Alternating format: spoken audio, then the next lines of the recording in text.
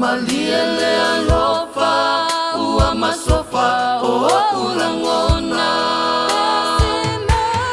he ave simai o matangi he au ona sami wa pupue ale fafati he waa o mai atatanu i o tala wa malia le alofa ua masofa o ulangona wa malia le alofa ua masofa o ulangona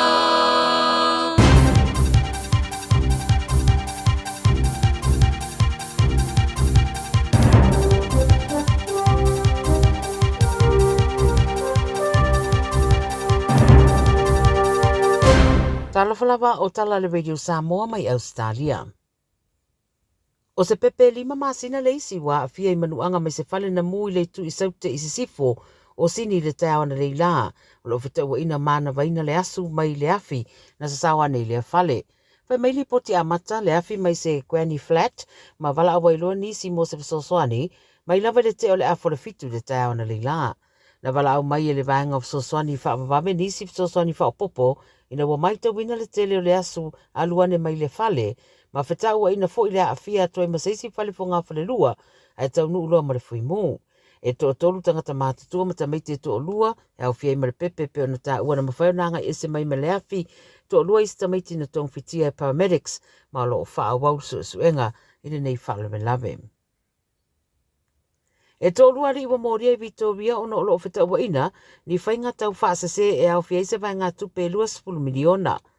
Whai mai leo leo i la wa ie whaafoina ni to ngā vine le whaitu o Murray Darling, ma sa wha o ngā nisi o wha maumonga tau whaasase i se whale tupe au sitaria, e au fia i manisiaki ma wha maumonga loans, sa whai e le vau se te malua pese fulu, ma mati lua pese fulu mane ono.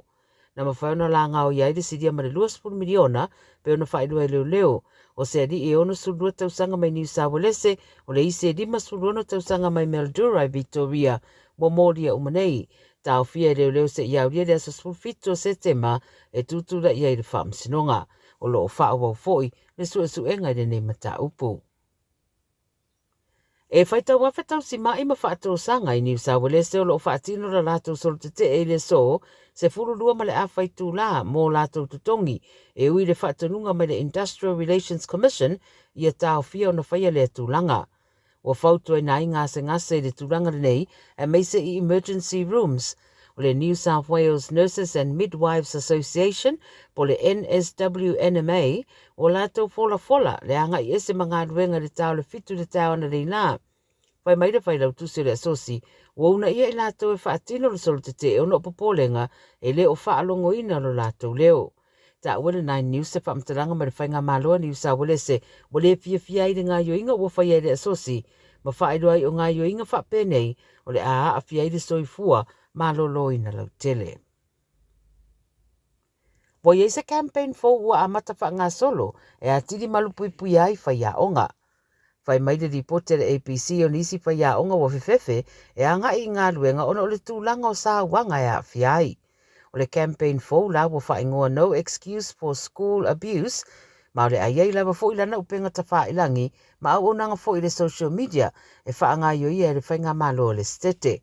E manatu le uni o tūra whono lo pui pui aile o whainga ruenga i whapsanga i matangata po frontline workers a le soifua malaloina e te tau fo ina apalai i whai a onga. O se suenga sa whaatino le amatanga le tausanga wailoa ai o pule a onga e o pito na a fia i sa wanga ma wha matau ma winga fia malosi e whai e iai.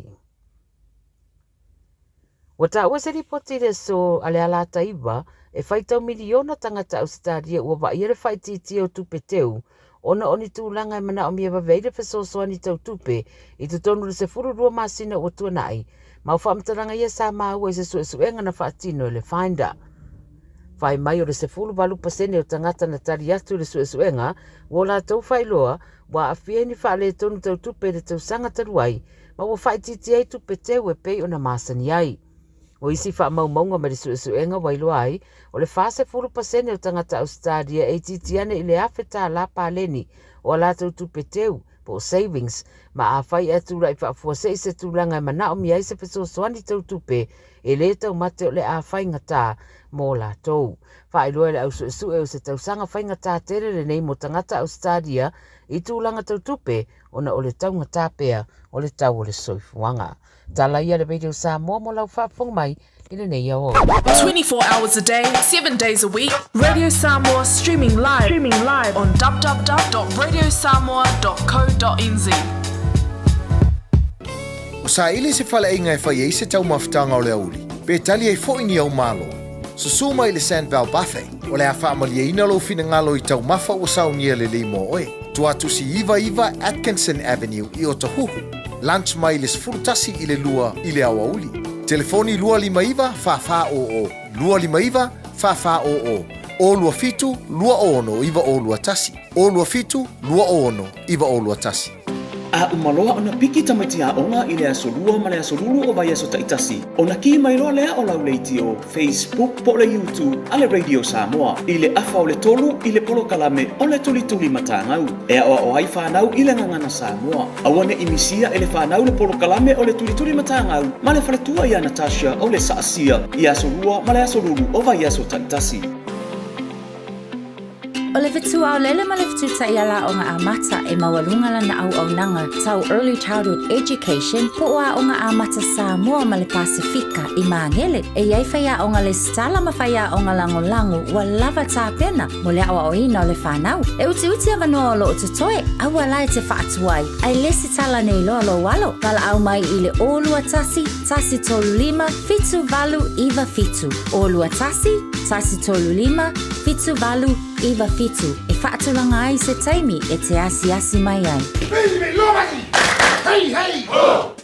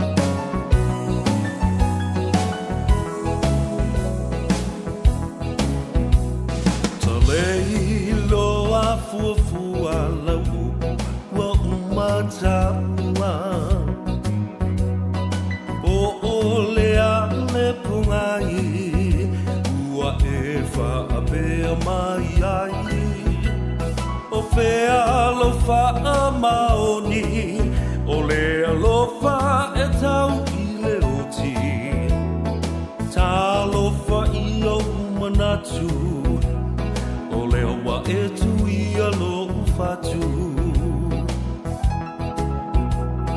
e manatu a le amatanga ia upu mau loi mata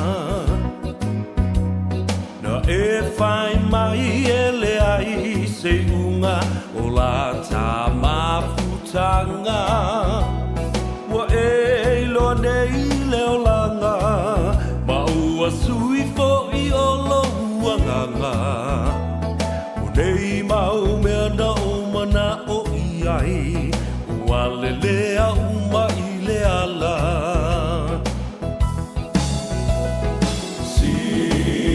Sila maya ia i nei mea ua o whai O lalo i wholetu unga mau o te tau atu Ua o fo i mai ai Umatu o si o uola Fasia i ta i whai ti o ngā Ae mo oe o te le i wha a fiti Sa o whai a mea sili sili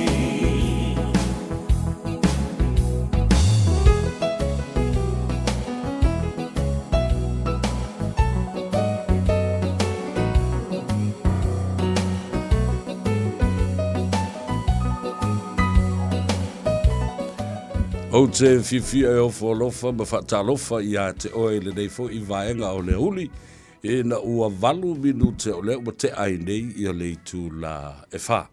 E le pola kalame a matalia i le la fo i vai aso i a mana nei vai aso ua whaingoa i na ngā ngaifo o Faiva o le atunu. Ia, o le mea masani. Ngā e le la e le tai ao ia o le taimi le na e usu po ai. Ia, ia whakapea le o le e ngau le vau ia o nisi fo i o tau le lea ua ngai le ngā e whae e le tai ia lea la ua tātou taunu umai le tau le whae o le uli ia ua a mata fo i o nā ngai le la i lona no whanga e mapu iai ia ma o le ngaifo le lea o le la o le ngaifo fo i lea o Faiva o Samoa atu le wha malomba le wha fitai, tiu te mawhaiva alo filima sa ngā pātia ai le atunu o mai lava le tai au, ia sa i o mai i lea uli, ia lea ua a mata fo i ona se e atu i le manava o ngā ruenga, ia mata walunga fo i tiu te sa utou, whenga iai i le nei aso, o wha songa, ia ma wha songa o le fiafi, wha talofa i a te oe, o a mailo waso, a mai ia le tai au a wae tau whaatutu ngā tae le tai au ia ai o mai fo i le uri ia watulu i tamo e fo i lele le taimi ai la vea i le tangata le whale whainga ruenga i masini ma mea ma ai o lo o tau whaau ngā la i ona ta ua tele le walwalusia pea o le la au e tu atu ai se tu o lalo ia ma se fautuanga fo i mo o ina ia e saunga le mu. Mana tua fo i le research ia ma le su enga le nā. O le tea lai titi o le tu la o le lua, po le tea fo i le sifurma le lua. O taimi nā ua awhale aso. Wa mata fo i ona tātou whaatala le i o tātou tiute ma ngā luenga lo o ngā pāti ai. Ia ai o mai ai o le whaata malala. E o mai ai ia manuanga. Ia, pe masoi fo i sesi, ia pe la vea fo i stangata i tono whai ngā ruenga. Ia, ona o le tātou le amana ia o tūla whono ma te iala e pui ailo saunga re mu. OSH, safety in the house or inside the working environment. Ia, manatu o le ua mai ona whola le whala i le tai au a wapa ia o Samoa i ona tūlanga whalupe, pa ia fo i mamamalu whaa le atunu, pa ia mamamalu wha le malo, ia e matua le tuu ia te o tou, o le au whai te talo, o whioi o le tala le lei, o tou o osi taulanga, a lo whai o le Faiva o le ainga sa le vi, sa o wha la le lei le tua o sa paota, le atua o Israelu, le atua o apere amo mo Iakopo, o le atua fo i le nā o Samoa. Ia, whaamanuina lona swafa pa ia, i mea uma tātou te whaia e vi ia ai o ia. Whatalofa la i le swafa manu malo Yesu Keriso, i le dei fo i awa uli, i le polokala me malona whaupoponga, ngā Gagaifo o Faiva o Samoa. Lau tō o auna le a taua pesta, Savea le urua i li ia, whaangata tua i ngā ingoa risi i o risi keimi lawa kuisi ngoa risi a inga. Ia, ai, le whai titi, ai le nganga whawhitai, ma le nganga whaloalo, i le mawalunga, na male mau poe, o le whaloalo lo lava ainga, ia, te au whawhitai lau tō pule lea, o lo o tiwai, ia, mawhai ai le tautua ia Samoa. Po fe lava le tafa o le lalolangi o lo whafonga mai ai. Whatalofa mau wholofa atu. Whamoe lo muruia o tau o wa SS tātou teimi. O teimi nei i Alaska la tau masalo ai ua pongisa. E nai Anchorage, ia whapea fo i Mountain View Range. Wa isi atu no o eilei tu o le Northern Pole. Ia whapea nā fo le Southern Pole. O le pāneta nei o lo tātou whiola ai.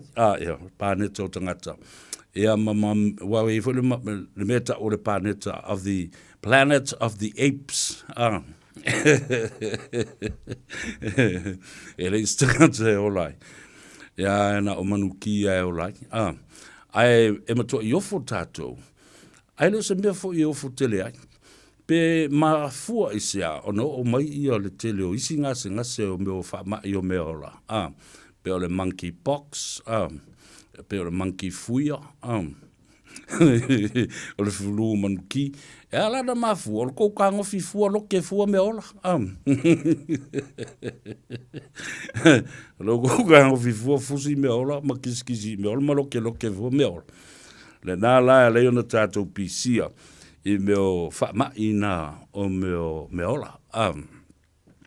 Whatalofa ia te oe le ta mamatua, ma le tina matua le dei foi, awa uri o le aso lua, ia o tātou, ua whaapopo fo i nei aso i loutou soifua, ma se malosi o le au nei, ia whapea fo i le lai tu atu o le ngāruenga, o lo o tautua mai ai i le sunga i le lauli, Isaac Paunga, ia whapea nao na whatalofa i maota ngase, o whale o tangata mātutua, o whea lava o lo o maua lea manua e mai mua mai ai, ia masila mai, ia mawhaalongo mai, ia whaatalofa, ia te oe, ia male whaamoe o lo manuia oe, lau ngā ruenga, ia a whaifoi ua tūla lata e ngā i le whale, ia o le o whetu le, a misa tātou nei State Highway 20, le aluatu a ngā nei manukau e a ngā i kumio, ia maluatu a i le tū langi i Sifo, to West Auckland, fai lava si pisi o le awala i le anga, mai ma le anga i atu, fai maari e lo sa. Ia, ia ma e whaanongolongo mai fo, i mo fo i le tala tātou te tali e ai. Ia ma whaala ai o mata. Tā te o lava i mo mori le lei oe, ina ua ngā Gagaifo o Faiva, ia e tau nuku ma le manuia i le tau whale. Ia. Lea ma se me pisa ai ma vevesi e fua. Ia. Tele i o vaenga tā ua tātou te tala noa ma whaasoa i ai i le so. Ai maise lava. Le pili lea. O le swing o le tula fono luas fulu. E whaatatau i lea i a tatau o le tangata e tō tasi. Ma lea i a tatau o tangata e tō tele. Ma le whaatū mā tie. O le whaamsinonga whanua ma swafa. I le whaatolu ina lea. Ona lote o se mataupa. A lela u tau atu nei. Ia mau le fusinga lo fusipau. Ma ia e nofo le lei mai. Ona e whalongolongo le asi o tō lau wina. Le tala pepelo le toi ino toi le epa. Ma le HIPP. Ma le minister na la tutusia ma tapena ina le tu la fono le na. Swinga ia o le whaavai. O tu la fono ma pili na e tolu. Lua se fulu. Whalongolongo le iai. Ioi, na o mkwa iskakinga a kole mea ngafi. Alu mare po atoa na po. Tala no atu fo i istangata. E iai o lato marana maanga le tu la fono, ma i la tou le whaamsinonga. Tulo. O le matua e tu tusa uma le mātou whaitaunga le tulafonga. O le matua I tala pe pelo nei tangata. A o lea ua maua teitai e tonu le mauta. Matula I atu, awai. O tō se sila mai. Lands and Title Bill, o tu singa umana wala te uru. Lands and Title Bill, malesi foi vanga. Title Bills 2020. O le tula fono tau whaofi o whanua masuafa lua awhi lua sifuru. Mea umai nei tonu I. Lea la ua toi tau whaasao sao atu nei le pāremene. Ai maise le tu ua tu malo nei. Le fionga le tumai tai pāremia malana kapineta. Ia masui mamalu o le malo. Whaatua tua I le atua sa mo ua tasi. Ioi. Awala ane e alu ese e ili mata upulena. Se e whalongolongo le lei. Ia malesi vaenga lona lua e tā ua tele lau whaafonga. Ua pei o le ua tau whaatonu atu e lau li ia. E tuila epa. Le tiute mal matafa ioio le fionga I le fonga fitalai. O le pule o le mota. O le pule o le palemene. Ia le wha ua ngofo matau whaafefe atu to tele o le atunu. Manu whai mai. Sila le lei. Ia autou whai pule leo le ate ena la autou wa ia te tau ali ima whai pule. O lea I tu malo, ma lea I tu malo, ma lea nu lea fioanga. Ai leilo, ole matua I tala pe pelo lava. E le whaailoa ina mai e le whongaftalai. Se ingoa se whai pule, malona I tu malo. A ole ala na palota na whai pe, I oe pele ai. Au tau se sila ia. I upu tau whaafefe. Mai ole ngā la pupula le le atu o tau I tu malo, ma sila, I le whai pule wana te ena. Ia le pule mamalu ali I ma whai pule alona nuu malona I tu malo. Ta ua le mena na I lau sila, ma lau whaafonga I le aso le nei. Ina ia au ai ne I toe ave se ina, ma tai se ina, ma tau whaavalea ina. Le whaafonga o mamai le atunu u Samoa. Io, ai whaafonga le mai. Ina ia lato malamalama le lei. I le mata upu lea ua tula I mai. Ua vevesi ai pēa te tonu o le mauta. Ma whaapea mai eise whaamtalanga. Ia ele ai maseisi o le sui o le HRPP. Na te lango ina. Mai le toa sifuru ma le valu le iei nei. Ia toi whai mai ele ai se lua vai tonu o iai I le malo. Ioi. E manai alava. Lau sila ma lau tangai I le aso. Ai au whaamatala ina le tula fono. I lona whaaliliwina I le ngangana Samoa. Whaatasi e foi. Male ngangana Peretania. I le upu. Ioi. Lala na. E te tauai. Ona e matua fusi maulo manava. Ioi. Wha mau le leilo fusi pau. Ma e alo le lei mai. Ta te whaafsanga I le tula fono le nei. Ia, whatalofa ia I la tau o e whaato a tau. Ai tau nuu foi I lau whanua me le ele o Aotearoa. Le whai ngā malanga. Ia, le lato I le ea, le lato I le ala, le lato I le vasa. La malo malanga manuia. Whatalofa atu. I lo wafio mai, malo mariu mai. I lo eva mai I le malulu o le tau. E oi ana whapea lea, walo I le lei, o le tau le nei, I le nei masina. O se tema, o le tau tutongo, the spring, o le teimi tau tutongo ai, ia aputi, ia whapea fo I laula au, o lea laula au, ma lea la au. Whatalofa abitoa I lau fionga I le tofi, o le tumalo whalea lupo.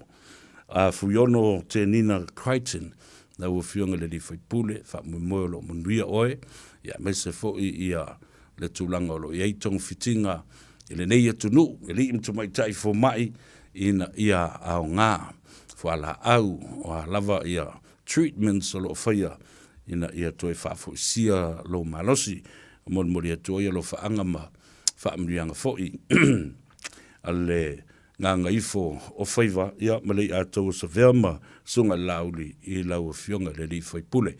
Whatalo whapitola I lunga le tātou apia fōringa, le tātou porakalame fōu le Gagaifo Faiva a e pea ua umi e ua lewa ka kupolo kalame whawhetai o leu te wawa i atu nei e whio soianga i lunga le 5 se furu wafe tangata mai moa 4 se furu wafe tolu se fulu wafe ia ono se fulu wafe e ma utaltonu lava e alualua i luma le whainu mero i lato e fia e mai moa ma whaalongo longo i mata upu onga nei pe ale lei ma manino o na wha matalaina ma vai ma whai atu i se tūlanga i whaingo fia i o ne marmlama langa e tau o tele o le upu whaperitania fole na o le ananga upu whaperitania fole na pe a wha Samoa For my information is knowledge, and knowledge is power.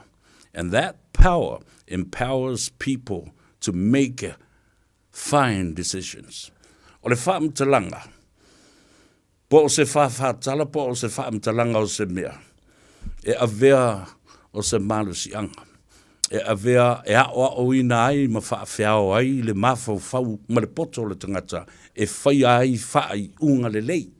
Ma le tala whea ngai, e le ngata i ate oe, ia e whapena fo i isi te ngata lato te lipo i ai, i alo sio manga. O le na, e whai ai wha ia winga, whai unga le lei, mo a inga, o nuu, o e ka le sia. Ai a se lona ave le mata upu. E peo le mata upu la e toso lava whapongi sa ato i le tunu. Ono o le fia fo i mai, e uu le pawa, le si tu vai. Ia na se a toa tuali o le mea. Ma tātou wo le malama i lava. Whatalofa lai lunga le tātou Facebook page. Ia, whapea fo le tātou YouTube channel. Na pawala utala ia te oe malau. Tu ua lalo ia te oe pawhai te alofa ia le ia tau sa vea ma sunga lauli Isaac. Tango press the like button. Ioi. Kwa o omi whapea. Yo, o makoi o omi a koi whapea, ia. O omi e malomu auru, kisi ai, ile button. Na e tangola ile, I like it very much, and then share it. Share tātou porkala, me wai maua ile ata, ia ma whaalai mau mata. Whatalofa i lunga o le tātou api o le YouTube channel. Ia maisi lava foi platforms, umwhai e una fsootai mai.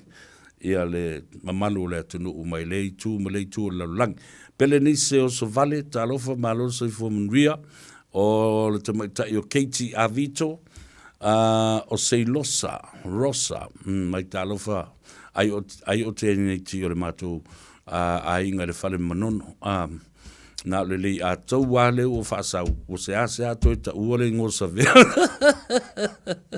kisa solo fai mai o le si pito le oil offshore atalo fatu ia mo uto uma lava o lo fia e hanga i mai lungo le tato por kalambi le taimi ma le taimi ia ma so se taimi tato te felo ia ele ngata o John Petello alole so fu mria uso ia fa per foi oilea e seta tango moa malo lo so fu malo fo ngat lui o le tae nei ia na tu wa atu ai ia sa no na yo tatu uso o ta vau to ala kilometre ia fa pena fo i leunga ia ma moli atu o la tino maliu e le valele ia manga ia tu roi sa mo masalo le teimile nei wa mai le sauninga ina ua taunu u le tu la o le afo le tasi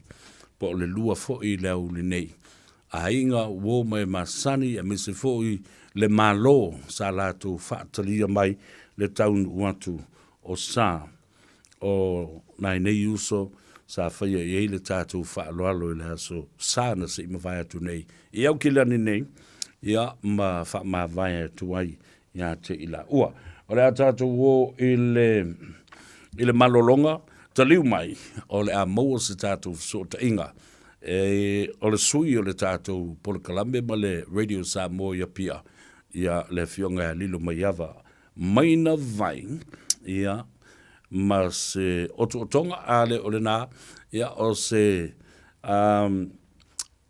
vaenga tuli lo ai ia tala i vai whanua ma mea lo tutupu i lo tātua tunu, le taulanga, le tūlafono, ia o tātou tangata, le maketi, ia whapena foi, ma tāpenanga o lo o iai nei, mo le fono tele i le masina o ke topa, tātou toi foi mai, whauau, le nganga ifo o Faiva nei aso.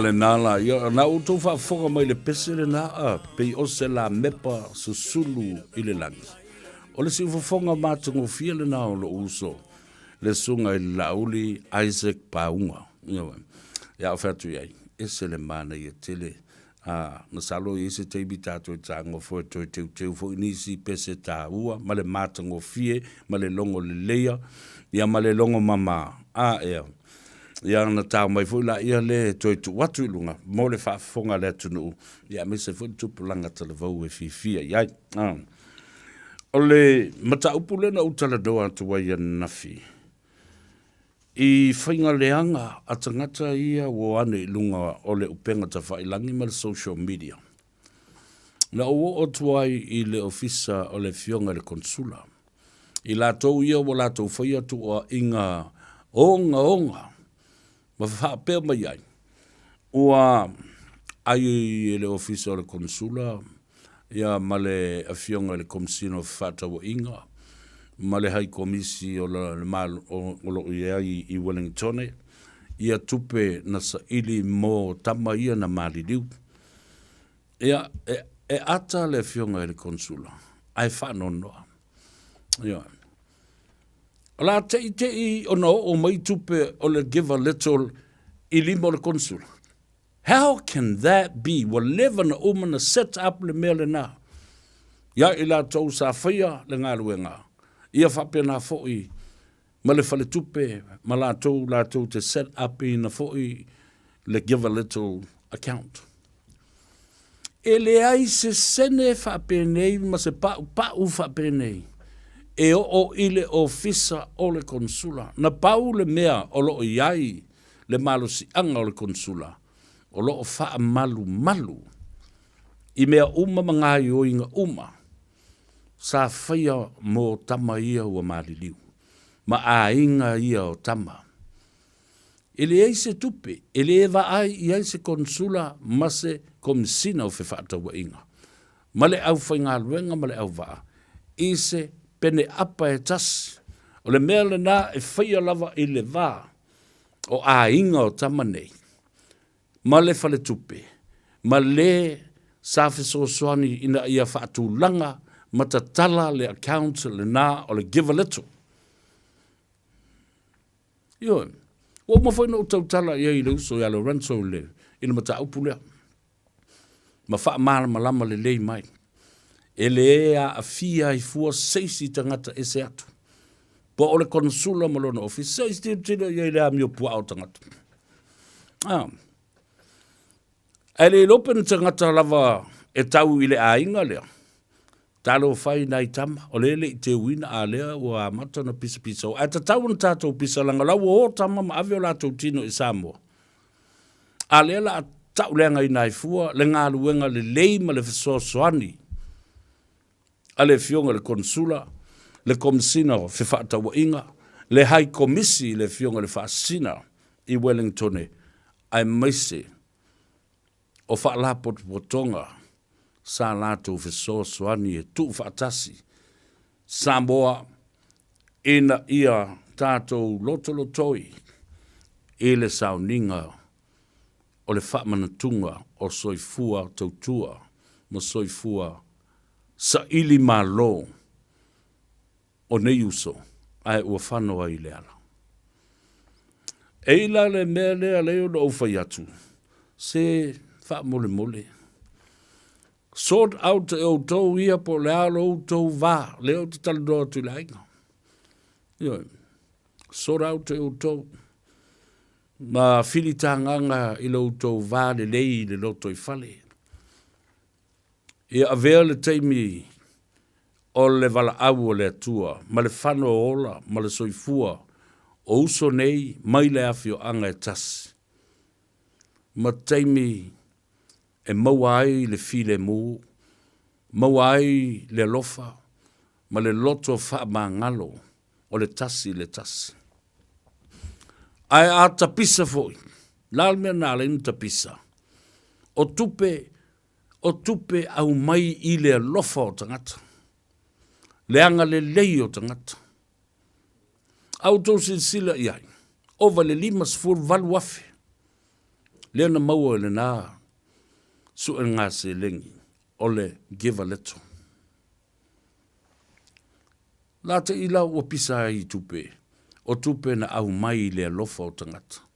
Ta tau o na maua le upu. Appreciation. And be grateful. Maua le nganga whaafitai. Ma maua ai le loto file mu. Ma tausi ai le vā le lei.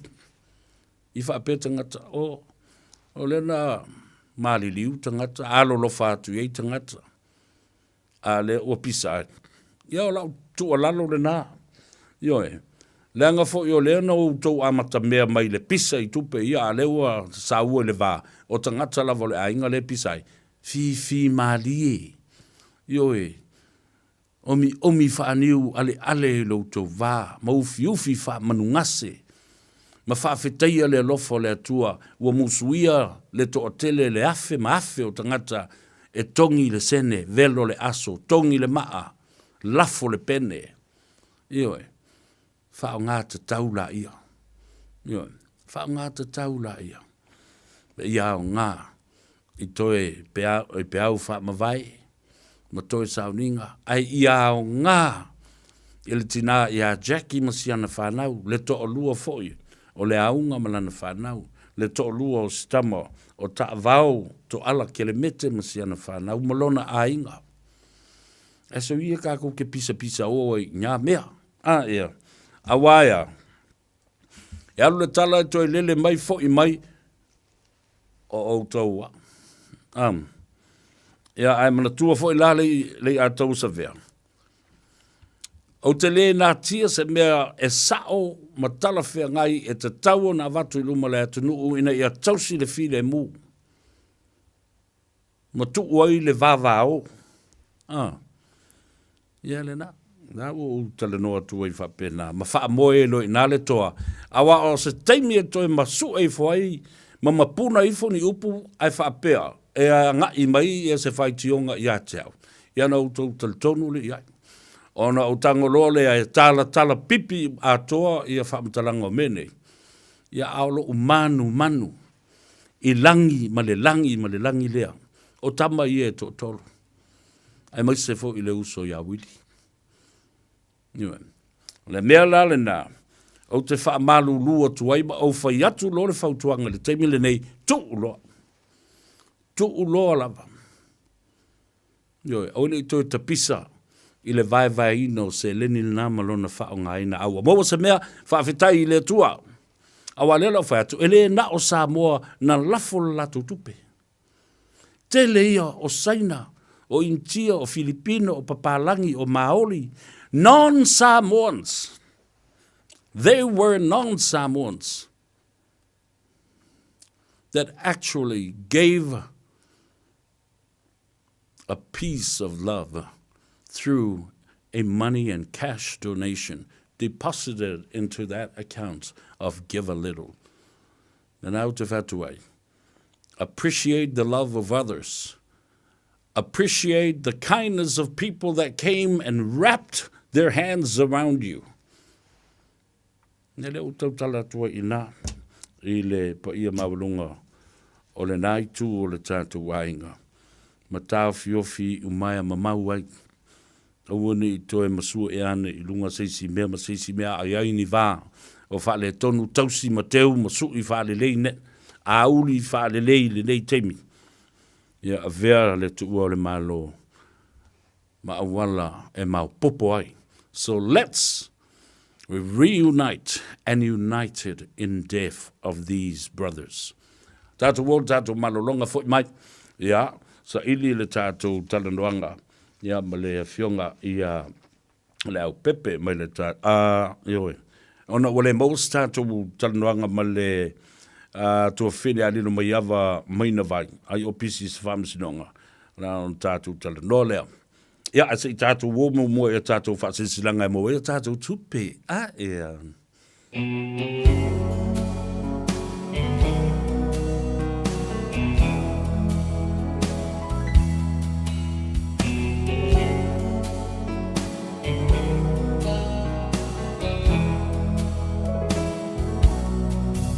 O uno foto atasi ma fau ngai wa sau tua nasi le alo whahe mo oe wa pei o se mai awele lai se iangi mai si o le oe ta fia whalongo i ai la upele ea po o fea o e ai Larulangi pua o male manunu Wa sola le la fa sulu sulu Unai o folingai Wa mo atu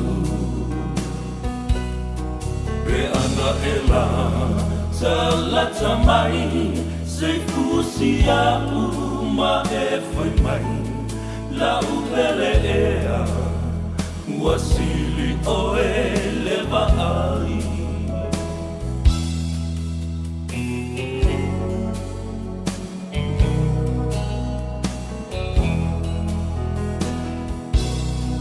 E moni ai o Solomona o vai e telele tineia le lofa e sole sami ma le au e fe tawhai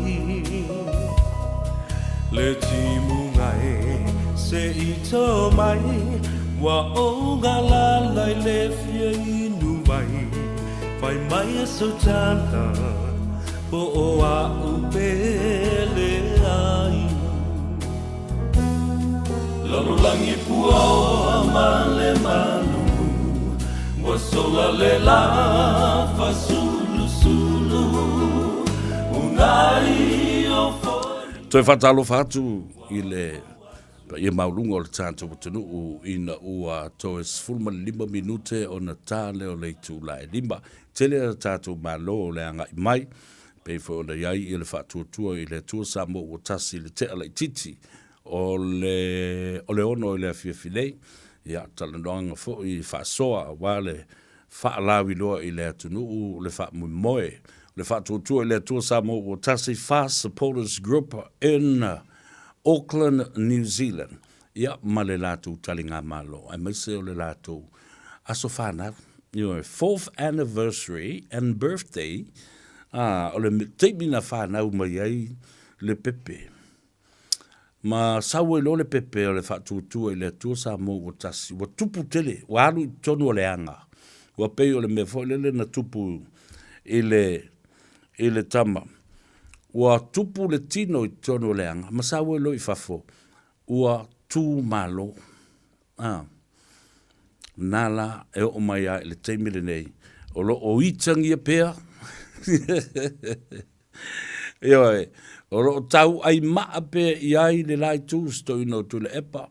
Ia wha pe fo i lana HRPP masui uma. Tau ai maa, le anga la tu te le i maa fau o le a matua whaia ina to tolo popopo ai i le mele.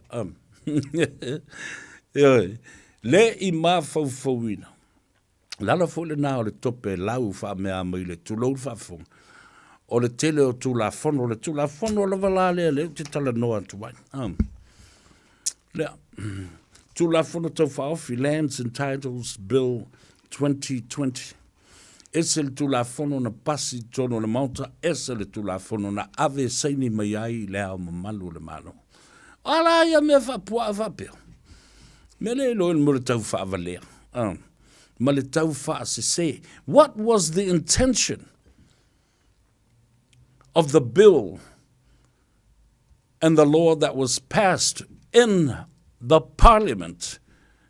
And what was the intention of taking a different copy to the head of states to sign and sealed? Ai lena whaia mea. Na manatu tangata nei, e le whaia ina le palota. E toe o mai foi. E toe o mai foi e uu le tofi o le malo. Ma le paua. Ma whapena o na whaawawa i lava o lato winga le anga ia. Ma pule sa o loto o i lava e whaiso se swinga e tala whea ngai mo i lato. Ai le mo tangata uma. Ta uala le na. O le tātou talanoanga ma le whatuatua i le atua Samoa o tasi ma le nātou komiti o tā penanga me se fo i le fionga i le taitai whono o le fitalenga vai o le malo. I opu, vai ma le malo, i opu le au pepe. Se i whaafonga i ai i le tātou tunu. E tā ua tele mo le whailonga ino le meo le aso whanau. Ia ma le aso na urua i whaavae ai se vaenga whaufai. Ia po le aso na whai ai se mea fau.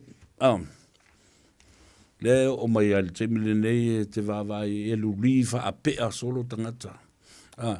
O le lava enga e le ungari il nai no fo i Sydney, Australia. Na whai mbala por kalame e ta o pi inga satani. O le whale o pi inga ma satani. E tau mavivi i baluli i le ingoa o la auli ale mali e toa iaso uma teimi uma aso uma. Ona ole matua feita ia. E wafu e lango e le ngari ia le to ino tuilepa. Ma le HRPP. A le ngari i mua fo i lava lea. Na la ua whaaleanga ina tuilepa. Tua i tu vai lua i le ua tuilepa ma le papa tua tuilepa e tama mo e ilunga. A uma no o wha pe ilunga. To e tama mo e mai fo le solomuli mai tua. O lea la. O wafo la pala a aile na ya tu lepa. Ma le la manatu e whaia ina o e toi malo mai tu lepa le whainga palota lente atu nei. Ona fefe i loa lea o i la ua. O le a watu i Samoa, ma le a tongi i tanu malala. Sui wha tope loi na o lo support mai. A support atunga.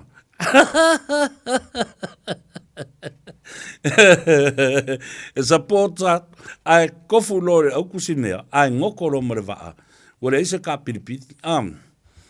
Yele na la uo se ia whapena. Ma ua matua i wha au ngā. Ma sori e tu le pa su e na tupe ma fu e na tanga ngā wala au kua kure e pamare chapipi. Ia o tau wha māloa tu lava. I lo tau wanga le mai, ana le ai o tau, ana le ai o lua. Ma le tātou porkalame, se manu, e matua wha le tonu ma pangatia le me. Ai wha whetai i lo tau alofa i se leni o lo lafo mai. Ioi, whatoa pawala se teimu o whaalongoi, o whaile tala le nā. Ina ua whaia ina, tapa loa i tangata. A apalo i tangata. Ai mana tua fu i tala sa whaia i tangata nei, e o lawa atu lepa. Le atu nuu o Samoa mativa elo. Vālea.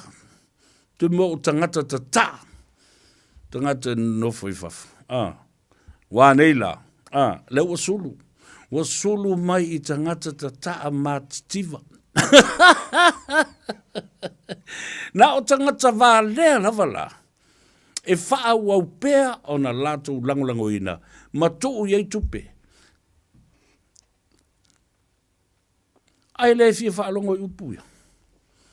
Mātitiva, vālea, tata. Iana nā, a whai upu ana tu te fia ma whaalongo i ai. Mātiri ei lava o na whaapena winga leanga o le nātou i ina. Ia tau muli ei wa o tau winga ana. Ma o tau wa mionga nā. Ia, tasili nā tātou mālo i le a fia nei. O le isia tātou mālo.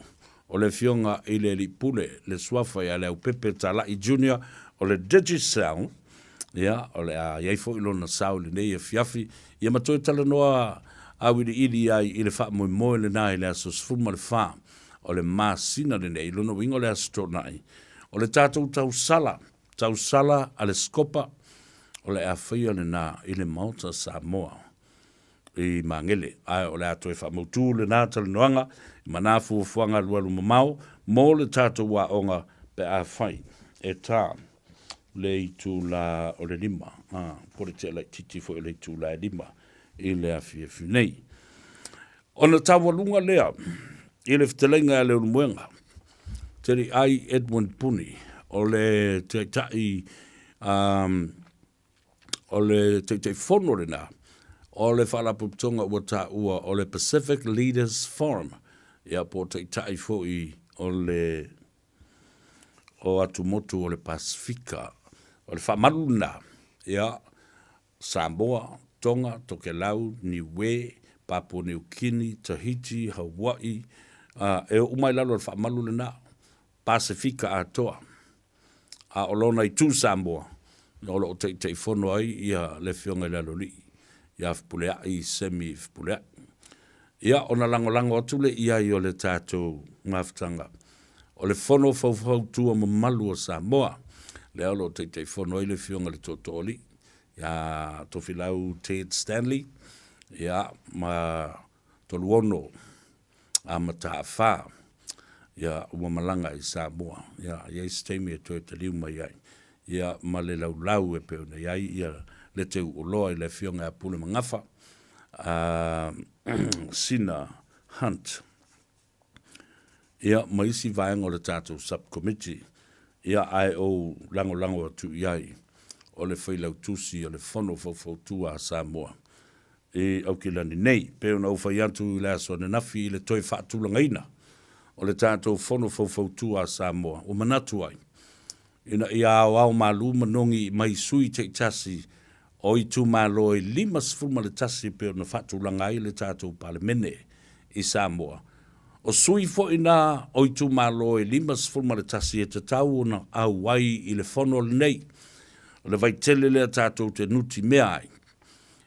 Tia ia whainga whaaporikiki. Ai a mai a la le tau vaenga, a mai a tu le epa la tau i le tau teimi e mana o tau te e o tau ia o le au HIPP e langolangoina e whaatali le koko inga o au tau mana o mai se fisosoni ia mātou tā pena tu fo i fisosoni atu ia au mai fo i le parimia la tau malana vaenga awa a tau nuula le fast o le malo le na o le malo a toa le na o tātou awa tele atina e mwhain tātou whaia pe a tātou ngā lulu i lava tātou ia i nei ina ia tinae, manai investments e le leio na tātou whaatulangaina. Pela o mena na uwhai atu le toi whaatulangaina lea. Lima sfuma le tasi i tu malo o le pāle mene, o sui mamalu o le pāle mene. E te tau fōi o na lima sfuma le tasi, ia sui uma. Ia iai o lato sui ta i sfulu lima, i le tau fia le membership la tau i le anga i mai. Awa ia ile so tanga le melena, ile mata upo le tātou tū la i whaatasi, tātou te whaini o tātou share, ina ia tātou oi whakauskako valele. Whakauskako valele. O le ua toi whaminu te tali tū la e lima, o si mai le whaafonga, se whaapoponga o tātou te la fau i vai whanua, i le ngangana Peretania.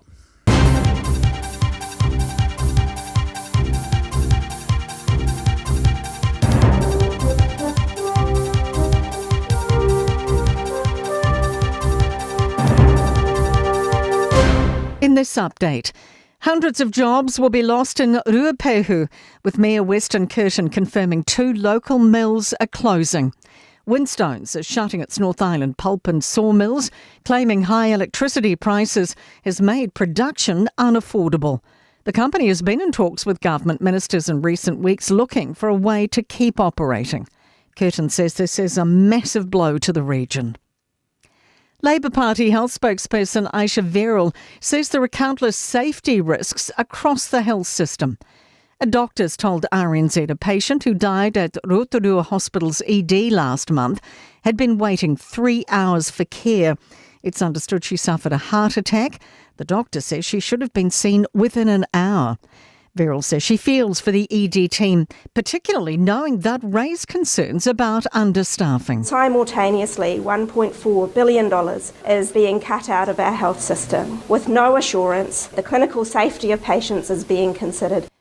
2 custody officers who used excessive force on a detainee no longer work with police.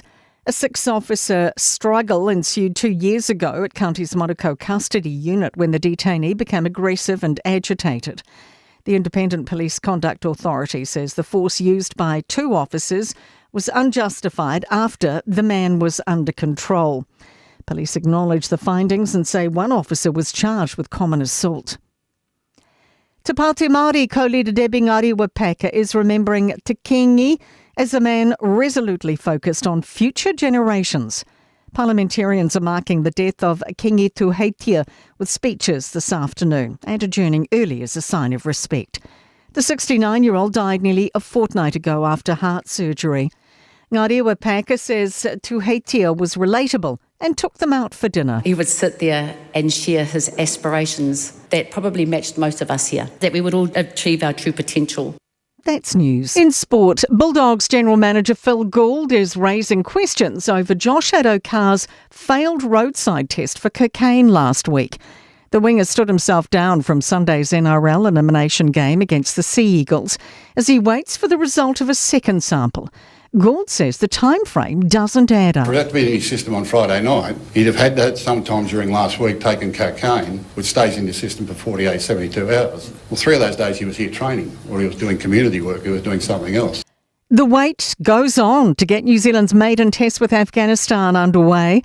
A still sodden outfield means the toss has again been delayed on the second morning of the match being played on the outskirts of Delhi in India.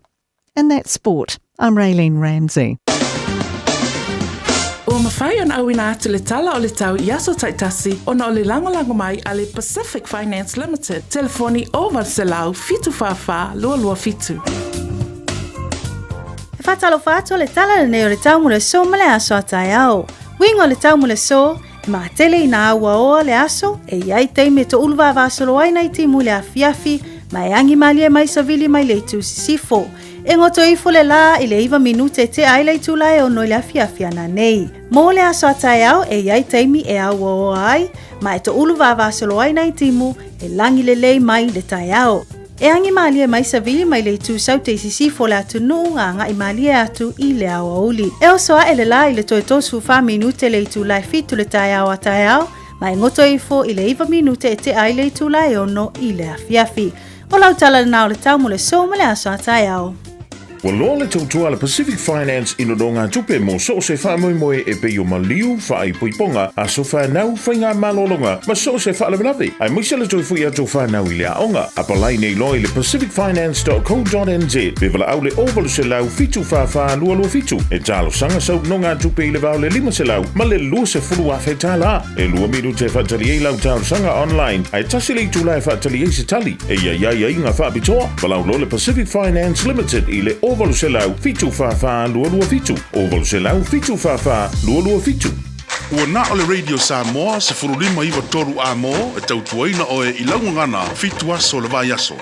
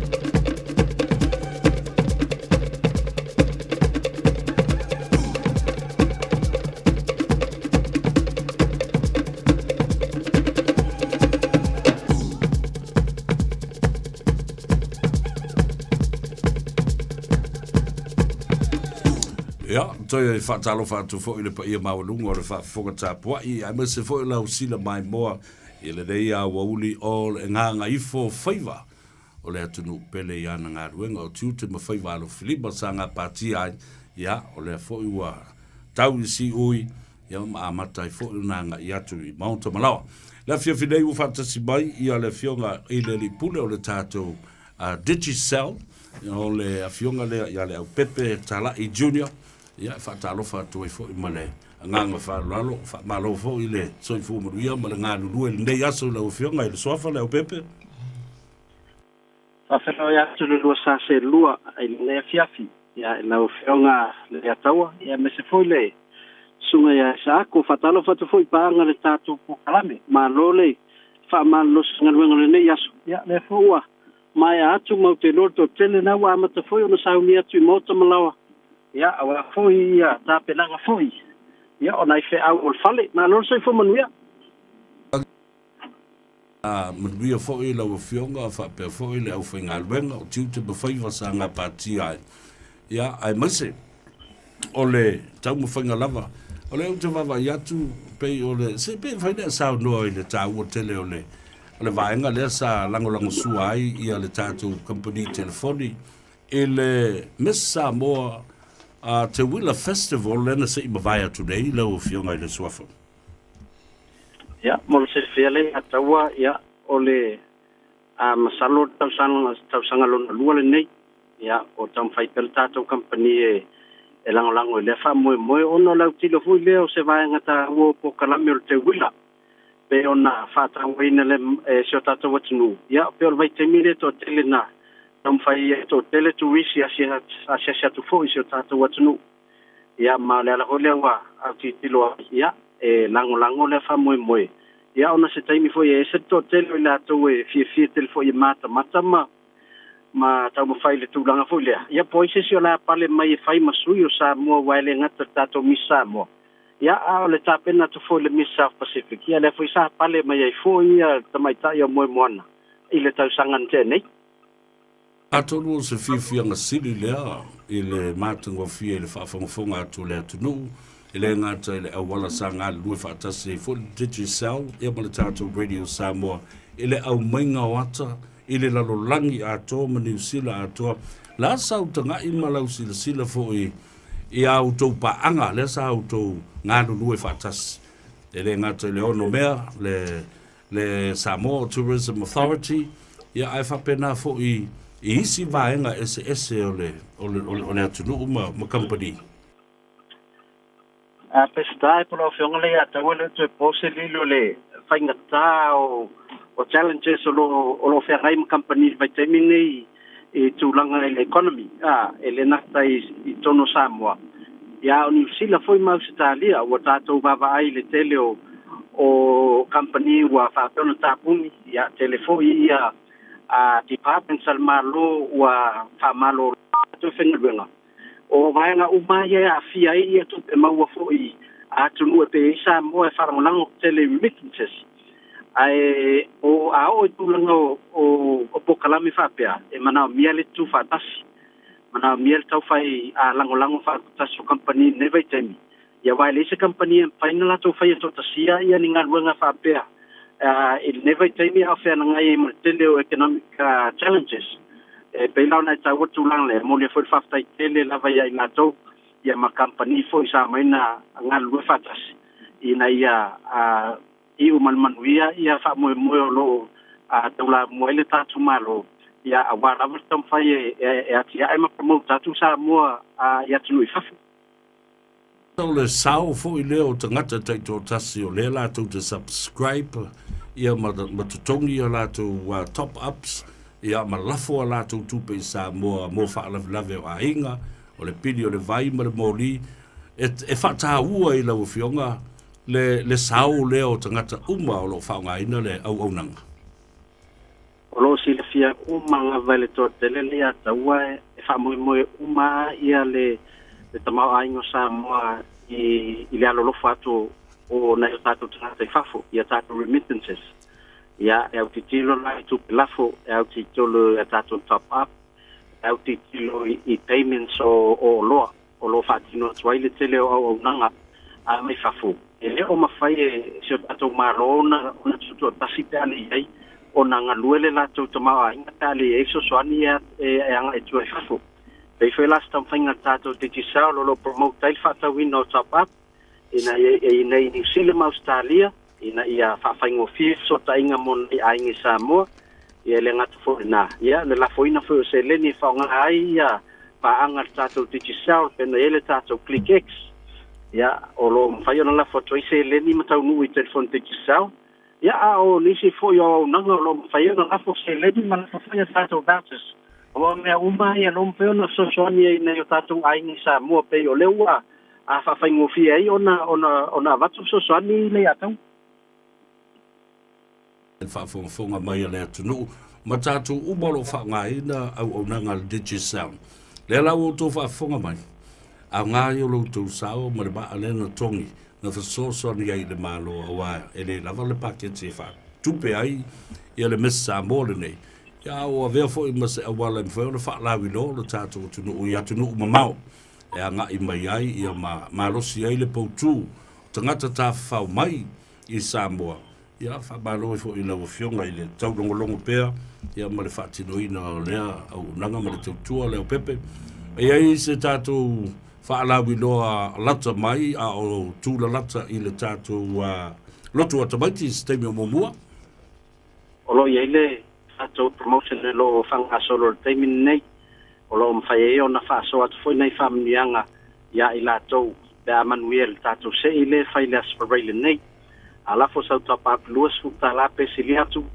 ya pe fa nga foi ya ale o nang le click x ia mai si foi o pa anga la foi se le ni anga i le mai cash at te sali Samoa ia ma wala no e alwa to no tatu se tolu tatu fai longa tai lima se lau e se ina mo New Zealand tolu foi tatu fai longa tai lima se lau e se ina mo Australia ia ona fa pe ona fai lo atu i le pokala me malsunga le o ia tavai i au aspirale ia au lo lava no ya te alua e whatau so top up mai te leo whaloloa e tātou dairies, supermarkets ma tātou pampensini ya pa pena foi online ya ona mawelo lo wanoa ya pena foi pe whanga click se lato au nanga online la foi se leni ya fai leo na mawelo wanoa atunga tau e manu malo i se lima se lau tāla ia so soani le nevai taimi le whainga tā foi e tau utiu te whasoa ya ma le tau tār so i whanga lo ia le atua ia valo fa tag a foi le o ia si va en o le ta digital o nei pa u ia tsa ia ai le lo ofisilia tu pe i lo fionga e fa manatu me ha si tato wa onga ta mo te ne tuai le kolisi o Samoa, le skopa mo le tātou tausala i le astona i asau nei, ia, pe mawhauna sao noa ia i whaalau tele, ma toi whaamanatu i le tātou asosi. Asta le ataua. Ia, o le nāua e pa i tūlanga leo tātou ngaruenga fo, i olo whaatino le tātou skopa i New Zealand nei, pau leo le tātou fundraising o nei tausanga. Ia sa iri fo i se tātou se leni, a wā fo i fufuanga o lo tāpena, mo le tausanga fo. Ia, o la sona i nei le moto Samoa, ia i mangele, ia la whai e le tātou tausala, ia mata i le whae le afiafi, ia se ia whamae atu i se taimi po le fitu, ia po le valu fai, ia o le ua tau mwhailawa ni ataua, ia e whaatino i taimi e ina ia vave mae ai po wasto nai, ia o nei ofo ia tāpena ia le asusa perua masani i tātou, ia ai moli atu whaftai tele lava i whaanga uma lava tātou skopa le ua whaamautu mai alatu tau salama o le awai atu i le aso tō nai, ia e peona e tātou asosia malisi, ia o tātou asosia a kopa, ia whapea foi, ia manisio a inga o whaamautu mai alatu tau sala. Ia maritele o vasenga, a tono o vasenga tāua lava le a tāua o vasenga le fionga ia se mata po le fionga le konsula. Ia awa o la tau lea o le atatala ina, ia le tātou whaamui le asto nai. Leo le a mata i le wha. Ia ona whanga solo ina vale se ia mai ai tātou wheloa iai, a tātou le lofa maleanga le leo le tātou utua. Alo whaaftai, le leo le nā o le a tatala e le fionga le konsula, a wai matua i a tātou. Ia ai mantua o te whainga luenga whatua au marana vai le sfulma le lua i le vave au. Te tele la fionga le lipule, ia ma le perestene fo lea, mo le silatila, ma le whaafonga mai. Ia, o tū lawe le tangi olo ma tauwala au ma, ono le lofa i lo tātou lau mua, i le korisi o Samoa i vai vase. Ia, ai, whamanuia le tua tātou whelo i pēr i la malau fionga le perestene, ia malau fionga fo i le puresini o le tātou telefoni malosi o le teti sao, ai ia manuia le nei a fiafi ma le Gagaifo o Faiva. Ia, whaftai lewa, soifua. Ia, soifua. Ia na Samoa, tanoanga fo le nā ma le fionga i le perestene o skopa, a o ia fo i le puresini o le tātou telefoni malosi o le digi sao. Ia, tele mea uaonga i le digi sao molona sao. Ia whapena fo i le tātou wa onga skopa. O le whaamui moe nā i le tausang fo. Tō tele tamaiti ata mamai. Lima vai vaina i o nātou mātua. Wa laki fo i. Wa laki fo i o le tūlanga, o le vava ai atu i le poro keti le o le tasi le miliona tāla. Lea ua vavai se ai nai se le ni sosa i mātua ma lātou whanau. Ia, ai, o la tātou o se whaasilanga fo i mai, ia, o na whaa ilo leo le whangatia inisio a umalo o mātou whatasi le nei a fiafi ma le ngā whaloan. 24 hours a day, 7 days a week. Radio Samoa streaming live on www.radiosamoa.co.nz. O esi la fia e iwa tesi ma le tolu wha miliona tāla le se leni ale UTOS ua toi whaasafua atu i ona sui whai unite i le lua o lua wha. Whai sau teo ngā tupe e teo wha whainga luenga ai lau se leni ina ia vave whautau nuu se wha moe moe tā ua a lau a inga wha pe ka le sia. Wha o ngā au nanga le ANZ po le tālofa voucher, le M tāla, ma le My Cash e ala i le Click X. Wha afsota i mai le ono valulima lua ono iwa Faiva, le www.utos.ws, po le e-maili o le info@utos.ws, po le Facebook, le UTOS, le whaaputu ngā tupe teo whaawhainga luenga o le mawaenga tausia Samoa, teo whaawhainga luenga e mātou lau seleni, ai sele e oe le manuia. O se talawhiawhia nei Samoa, wei nei se tautua ma se unanga whaamilinoto mai le kampania le City Car fua tusi tasi dua lua Lincoln Road Henderson. Te maua iai le tele o tawa la poa band e o foi tatu tawa le laiti. Tania foi la tau whaale tonu tongi e talafo mo le tatu cashback. A matatu lima se lausi aga iatu le lima awhe tala. Fe so te mai ulungia Peter Pernanto le numera o lua tasi o wale walu fitu lua fitu lua. Pe a manaumia se tawa le fau molo ainga i le tau malulu. Citycar.nz. O a fianga o ta'alonga whaitupe e whaale tonu ai mafutanga maainga o whanau ngā ruenga. A fia ai le whaasoa tautupe ma le tele ai o le popole ma le mautonu. Aua e te matamuri e whasiri mo se whasosoani. O le au whai ngā ruenga le mapu maia. Ua iai to mai whaapitoa e whasosoani mo oe. E le aise tongi ma e le whailo ina nisi whaatale noanga. E ta lia so se tangata e fia maua se whasosoani mo se whaatale noanga i a fianga o ta'alonga whaitupe. Le mapu maia. Telefoni o Valusalau, lua tasi, lua lua. O Valusalau, lua tasi, lua, mai le valu i le tai au se io o i le lima. Mātau te whaia ni fo aroi le aso lava e te fio mai ai i le Shine Dental, ai e iai inga whaapitoa. Mātau te salia le Afterpay, Zip, Q Cards, whaapea Wins Quotes i le Shine Dental. E whaia fua whaatalanoanga mai le ACC i le Shine Dental. Le aise tongi mo whanau i le bao le se furu lua i le se furu walu tusanga i le Shine Dental. Talanoa mai le tongi ino le whainga o ni fo i whaunga ai le Zip, Smile Now, Pay Later, le aise tului i le Shine Dental. A fio mai le 575 Great South Road, Manukau pe bala au le lua fitu ono fafa, lua fitu ono fafa mo le Shine Dental. Toi whatalo whātu le whaafonga tāpua i abe se fo o le sila mai boa le tātu o tunu le nei o fiafi o leo sfuma 5 minute o te ele tu lai 5 le manawa o ngā luenga ma le ngā Gagaifo Faiva pe o le ngā e le tai au ia ma ala usu fo i le ngau ino le vao ia e maise o le wha e ino le tai i ngā luenga masani nā tātou i Samoa ia o nei New Zealand ia le whaatutu ngā tai isteimi ma o mai fo i a tausanga o le soifua fo le e retire ma malolo pensione e malolo man malo le la o ia nei i mana ia o malo o uso sa matu ngāru lue whaatasi ile tau mawhainga o le ainga o le whaatuatua i le atua sa mo o tasi ioe ia o lo o tapo i peo la tau Faiva o leo o tātou poto i le nei a fiafi ia a wafo i le tala ina o le wha moe o le tātou ainga whaatuatua i le atua sa mo o tasi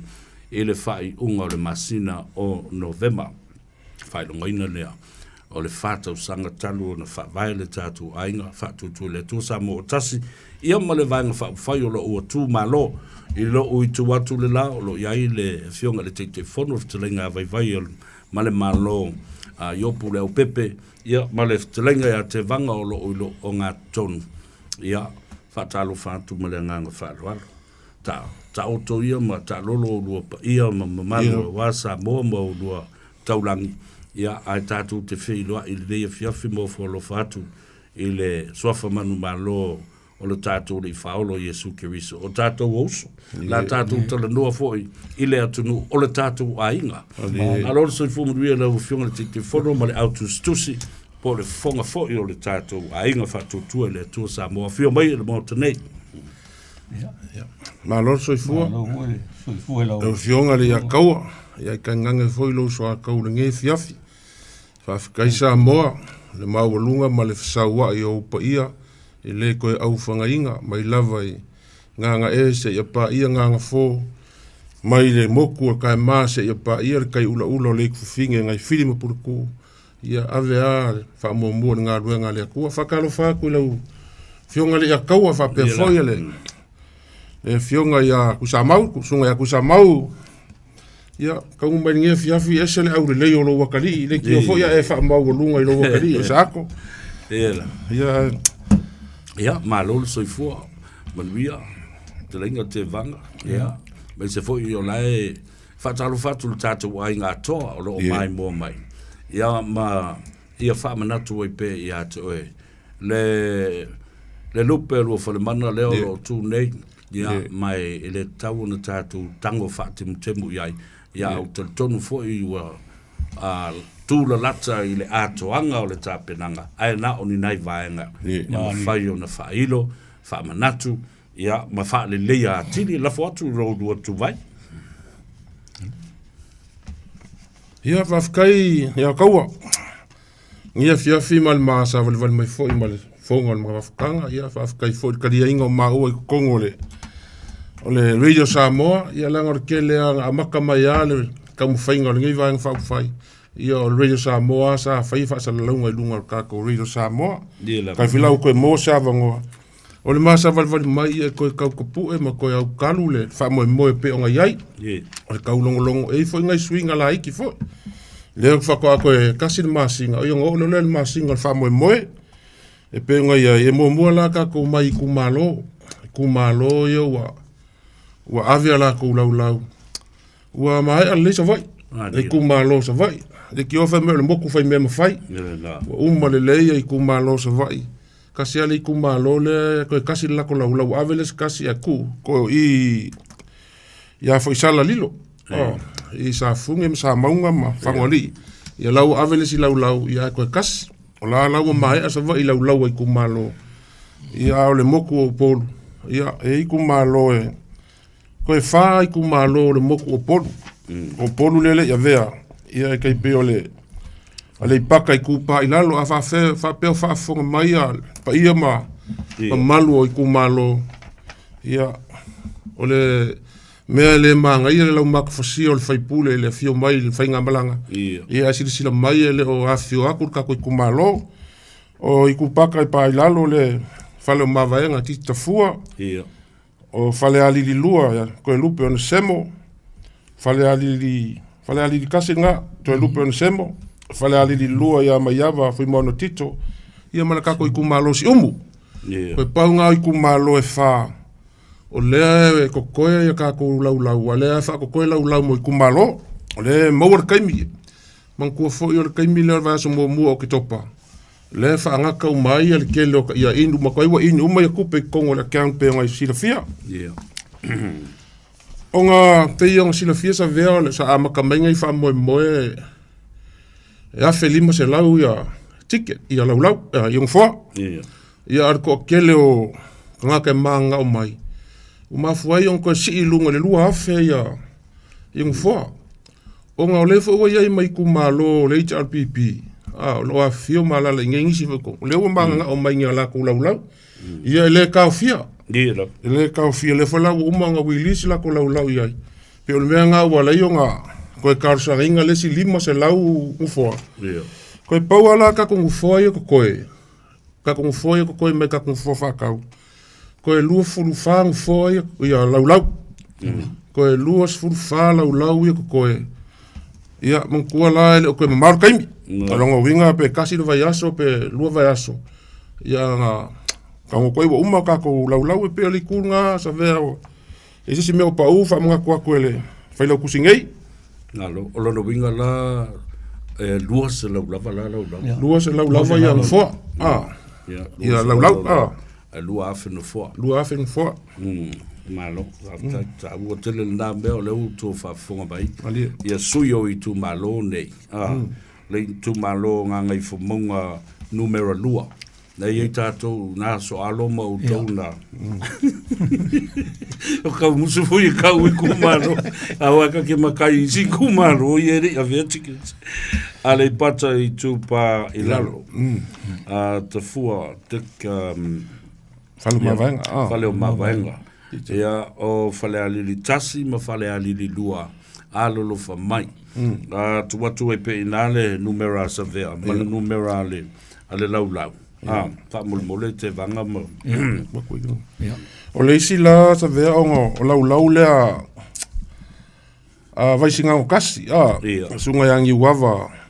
O leo wa umbanga lo umanga fio mo le fio nga fa muinga paltiso. O le lau ku mai lang ke fongi ya fa fonga mai ka ko ku malo o vai singa o kasi ia fa so ka ile fio nga fa muinga paltiso. Ile ngumela le o le olu fiku o kasi o kolu o valu. Olu fiku o kasi o kolu o valu. O le ngumela nga fa muinga paltiso. E so ka ia ka ko ku malo le o nga ngai fo maunga o yo vai singa un kas malo fa tai ta wa ala se va vai le tanga ia tu te vanga ma silsila tu fo ile tu langa le leilea ina ia fa ma popo mai awoni ave tato ni le fai tu toa ta fo le tau fa tanga ni sia o le vai telefo i leo Samoa, o le malo Samoa leo a fio mai. Tātou nuti mea ai fo ima, O whaafitai o nā, o te tala le tō wha. Ave tickets a le vaenga o isi tu malo le chapipi. Le o la o mai via la tau ia ma la tau mana o iai.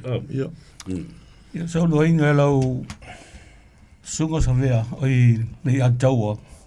Pi o tūlanga ia sa kilo i ele mako maftanga o so lau pule fu tūlanga o tickets. Kau whama penga o kako lau ia. Ia e foi ani sina la tu fautua inga la tu langa le ona ole le mautinoa pitai. Ia o nei lau o ofo mai ala tu. Ia pe ona iei nei lau ia ole hete alpipi.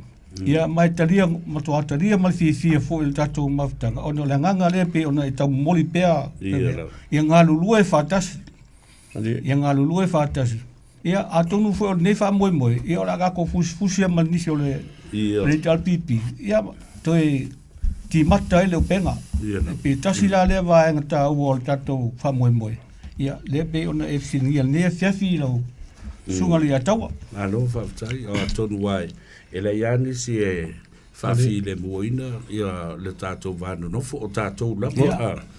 Ia wa oisi foi la almani o i tu malo ia lima sfuma le tasi. Tolu sfulu ma le lima lewa ia i tatou, ma le sfulu ma le valu lai o laitu, o tangato ma fo i o alala mpapa au i tu malona sfulu ma le valu. Ele o HRPP uma. O laeto o tele fo i tangato i tatou a ingo le whaatutu e le tua Samoa o tasi. Lea fo i o lo iai tonu ina. Ia ai pe ana o le to tele i la tau nai man malo mai ai. Ai o tatou whaipule umalava nao le mauta. Lea fo i pe ona whaafonga mai, e le tau whaatulanga ina o le tātou whono whautua e le tau rawa ai ai. Ina ia tāua o whai, ina ia iaisu i o i tu malo, uma i e lima sfuma le tasi. E ma whai ai o na toe, whono ma whaatino le tātou whono. Ai tutusa le leima le whaatulanga ina le iai ia le tātou a inga whaatutua Samoa o tasi. Se toi whafonga ifo le aso i whaatino ai, ia le whaamoe lea, mane no whanga e whaatino ai. Ia wae, o lea sa mau mai ngei sa mako maawhingei, mea nga maawhai mako wheloa i marisunga le whawhengai ngai a mawhala lima, i le kalesia, le whakasai o tara. O nga lea sa nginga i lunga o le penga ka whailangi, o le mauka o sa moe lea so lua iwa lea kue whai eri kako whamoe moe. Ia peika ianga, ia o lewa o nga puki le whaipoiponga e whai inga. Ia o lea laua, sa iri eise mauka le lei kalwhea ngai, sefe mama ngai le leire. A walfa moe moe, ia lea sa maafia ngei le sunga le whawhea ngai nga. Ia maua, karia le lei, whapea mai sa nganga le sunga le whawhea ngai, kua ko se i wheiloa i le kalesia. Ia o vai a kau le leia, kau le leia ma sa ngoma mai awal popole. Ia masalo se kaimi o la mauki ngoma iai, ia la aku wakua e lunga e peo le, o i ngā o lea so konse fulu. O lea so luas fulu iwa ngā e whapea o i la whaiere kako whelo inga malmalanga mai. O leisi mea maanga ia sa vea, o mauki ngoa le fio mai le fio ngot mai kai palmia kako mafukanga kako whelo inga. O lea whaire kako whelo inga, a whai o i le mauka le whawhenga inga i o tara, ia e whai umaya kako la unga o lea so lea ma. I o kai le meo la ieiru kako wha moe moe. Ia sa vea whaafikai e se leo lofangia o ngai wha moe moe. E ei ngisi fo i o ngaka pepese, kampangi o ofufua mai le lako fisosangi. Ia pe o le pungi a lava. O kou sila fia fo le pungi a lava le sa whailanga konseki Samoa e ave umakupe whaakaua ia. Masingi wha makoko fo lea kako. Ia le fo i waku mai kau au e usu le vii o le fasi le sa whaku whapikoa ia ma se la kou sfulmi nguke e whawhiawhia ai, ia whapea foi le sunga ia sua misiluki. Ia whapea foi lau fionga le akaua. O ka ofi ia ka kou siva foi ia au siva. Lea se i ka kou walu fo le suinga, ia o la ko vaa i whawhiawhianga ia su usu o kou pese fi whalongolongo ia ko inga mo le aso sa vea. Malo whaftai e se le tāua i le whalongolongo atu. Ua maua se whenumera o le aumalanga. Ia le ai le imo mai sa faingo mela le malanga pa wa le fo le ngo ko mo le umar fongo o ke minga wa ele ko kalkalonga ko ke fongo le o va nga fa fai ia ke masalo ko kele ka ko malanga mai ngai o fai long facility malanga isia ko o ke mo le fongo le umar fongo ia le la ka ku fe lo e lo male kai fongo ia mar kai lo van ka faile fionga pan mia ia mangisi o minskama sui minskar ka ku van fa fai ingai au te roa alo fa tai ta u tele le fa funga mai le atuno ya mesa lo tatu ainga fa tutu le tu sa mo tasi ma so se tasi la sa boa o to fa funga mai lu se lau ai ua tau lia lau ma wa ave lau se lau fitus fulma leono toe luas fulma le fa lau o toi vatu i male numero al telefonia le atau ina o lua tasi lua iva fa fitu iva lua fitu o lua tasi lua iva fa fitu iva lua fitu a ole au toi fa manino atu ma fa rani atu le tatu ticket pe a malanga ia a fionga nei ia ma vatu i maisi numero o lo ilunga o le tatu ticket. Ia ne yesi si vanga e pa u ia tau la ia o lua fionga. Ia, tai sa vea mo le o i la o fionga o la usunga ali a taua. Tulanga pe ona whailo foi le fionga foi le taitai li. Waenga umalama. Ia ai pe ona fonga ina le mato mai ka mua. I whail sisilanga foi pe ona whailo ia Samoa. Ia o le aso e whaatino ai, ia o le aso luos fulma le iwa. Le whaatino ele tatou awa Samoa po le tatou aritai au. Ia walaua tu fo e tele o tatou tamali i whailaunga. Ia o le fo i aso, ia le ua whailo atu le teitei fono le tatou. No fuanga e whai ele tatou awa. Ia te loa o le amanei lava le no au wai whatasi mai na ima malu ai fo le tatou aritai au. Ia o le tatou aso lus fulu iwana, ia la aso lus fuloa. O le kos fuloa, ia o le aso la lea la kako wheloa i el whatino ina por whatonu ina o le tatou whamoi moi. O mea uma fwoi wa uma o na whatino pa kāpenga. Ia atonu e fwoi sisi whaasisilanga o iluma. Ia o le a whailoa e fwoi nisi fwoi o i re fwoi wa whapatino ia i le vaenga. Ia tūlanga o laulua inga o no fuanga ma whatino ka vaenga uma. Ai mo le maa whaasisilanga nei po. Ia fia tue wha au talu vaenga pe o na matu whailo atu te mingo mua. Ia pe o se tantala atu lea sa vea i whailo fo ele atu no. Leua taungo aku le sunga le fonga le mawhakanga. Pe o mako waku fo e limas fulu ula wa wha wofa fua mai e safu kingo. O le safu kingo ia o ire fianga makauku ia ngā e kourua lako laulau. Ngā ua lako wofa mai ula limas fulu. Ia wha ula ai maa lo ma kako maa lo mai fafo.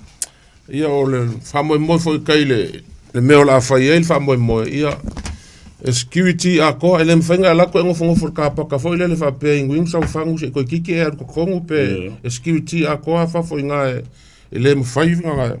Le madesi ngā mea fo i le pe whafonga mai sa moa pe ngai. Au wange iko e maua le mea le nga kupu mua le nga whai i le ASP sa vele nga koi ai. O le koe aku kui whafo o lengi tiki. Ia le maua le avongo ngai kaimi e. Mangua na i sa le sa nga i lau o la whau. Wale si mea tāu le nā i whafonga mai a nā o na wha mnatu pēla o whio te whono ma le whailautus. Alu atu ma watu lau ticket. Ioe, i te tau na iei lau ticket i a te oe. E te tau ngapa no ticket, no entry. Ioe. Awa a su e po ai puna tongi ai po whea a o lo iei lau ticket o na mauala e leo wha maunga. Mai loa i fo au ofisa mai o le anofo lau whawhingo fia i tātou ngā ruenga. Ia pe o le tala atu le nā, o le no whanga leo le ASP Showground. I alasli o se no whanga tele lava mai e le lei. E centralize uma. O mai si sifo sa sae o ngā tonu le taulanga. Ia, mātu ma saute o le a tumu le aso. Ia, leo o whai atu nei. Mai le lua se lau. Se lau fitus fulu ono lau o leo o alu i tua. Toi lua se fulu marifā, toi lua i le tolu vai aso, whātau nuu le whāma moi. Ia pe o le toi sosonietu le whāma natu le tātou tunu, a mese le tātou ainga. Ia manai lau nai toi nei lua se fulu marifā. Ia, a tonu ua mai ai iei lava sisi vaenga whāma le moi. Whāma natu pe le tunu. Eu ke loa sa vea whapta I lo sunga I a tau mole tau whapula inga o le si vaenga le pe ona toi whamanatu mai o le tatou ticket I le mawhai ene ulufale tonu pe ale lau ticket. Toi whangu pe koe whailo pe le vaenga lea ina ia e taunapa le ticket le kaimi ina ia whawhaingo fie fulinga luenga a mātou ia la whea ngai ma le whaitoa. Ia, ai ave vane avanoa o te wha iloa tuai fo ele mato I tu malo sa malai ulu, maunga, mapaka mea ia, masale aula o e kako lau o leo te whaatali pe ko ke vidi mai pe kaunga ko mai kako avea nisi lau o lau e toi o leo o mga mawhatau isi lau a le ngumela le whafsotai mai ai o lua ono I o tasi lua fitasi fisiri po te vanga lau niu pe telo ia po le ngumela whale o iwa lua lima fiku lua fiku ongo lima o iwa lua lima fiku lua fiku ongo lima o le kelfongi whale la ngā a le kelfongi na o ia o kako ia I tike asa vea. O le ongo le menge ke kupu, masala ho kupu. O afa pe o sa vea le nga lua kumanga tike kufa. O le me whaingo fia, ko e au mai umai asa vea kupe o tike. O nga mai le nga transfer kule sa vea le tike o ma avakwe malonga ingoa. E longo fia ai e le lau. Kangaka le nga avakwe kupe lea wala nga kele ngu lau mfoa. A oange I avaku lau tike, ka ngofala e ma transfer lau tike. E whai o le malama o makolo inunga lau I le kangaka le wa lelo avaku elonga ingoa ma information ngai. A le me whai ngofie. A whapea sa veanga avai au tike posesi a. Avid kangaka nganga avaku au tike le kupe. Iang whai ngofie na transfer whakasi mai e malama mai mangingo. E ke wakupu. E le si vaenga tau o lawe mwhai ona wha ngafu e tangata.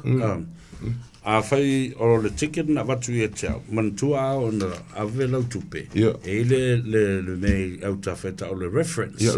E tango lola ia tu sieling o sa vea instead of putting your name on.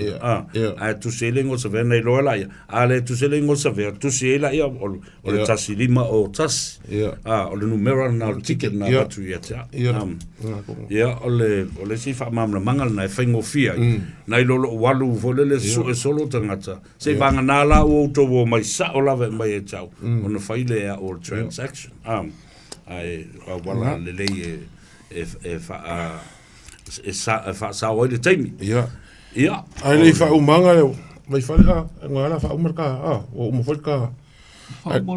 Nei, ali wha umai inga wha silanga lea mangua mola o ngoa le. Whongkanga sio mako fo ingu ulas konga ingei. Nele. Whongkanga sasisila kut pa ior ka kongu maka kut whanga loa fio malala iau kilangi ngei. O le askonga ingei le sfurkasi I le PIC, le holo PIC manukau. Io le la whair kako filo inga e whakingo ai le mea wakasi erko whaasuafa mar kako ngu. A whainga kapala uipu pef I malai o koko. Pe a whapea fo inga li poi malai o koko lo whaangofongofo polo whafoko le waulu. Ia maliu mai mafio mai le aso le kusi lo ingoa. Inga iloa ile o oi o le makauku sa whaila ungofo I makauku. O nga iei mea kako ke lewa fuafua iero kako ngu.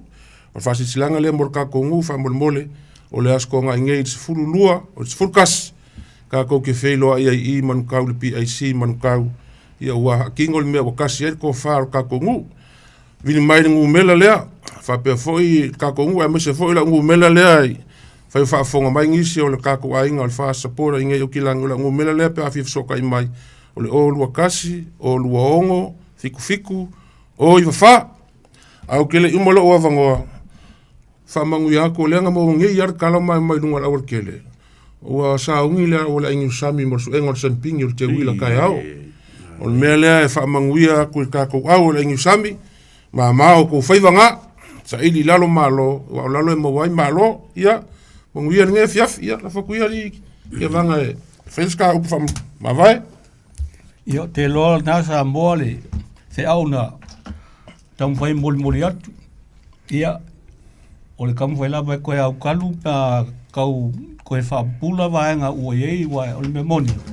Ia. E ia ngai suinga ai ki wa iai ia ai le lava le faima pofonga atu le paia o le tatou atunuu ia e mana malama ai fo'i e fesuia inga pe ona iai ia nei tula ia faia lo le faima fonga anga o le matou lau nei i le te fono ma le maftanga al fast support i New Zealand nei ia e moli e tuele anganga o le whaatai tatou atunuu ia te tonu e i tau lau o le wha moe moe e ile anganga o lau tau lango o le a ma ise a venga ma le tau nuu o tau nuu ngalei o le lava o tatou se atu i tūlanga pe o nei e le wha moe moe o le whainga malo ia ai tau sia ia whamania foi le atua i lau sila mai mo Samoa ia whapea foi le sunga le ataua ma le polkalame ia utupupu inga le atua lau tu wha o lo tau tua vai tau tua lima a wasi o tatou atunu ia whapea foi lo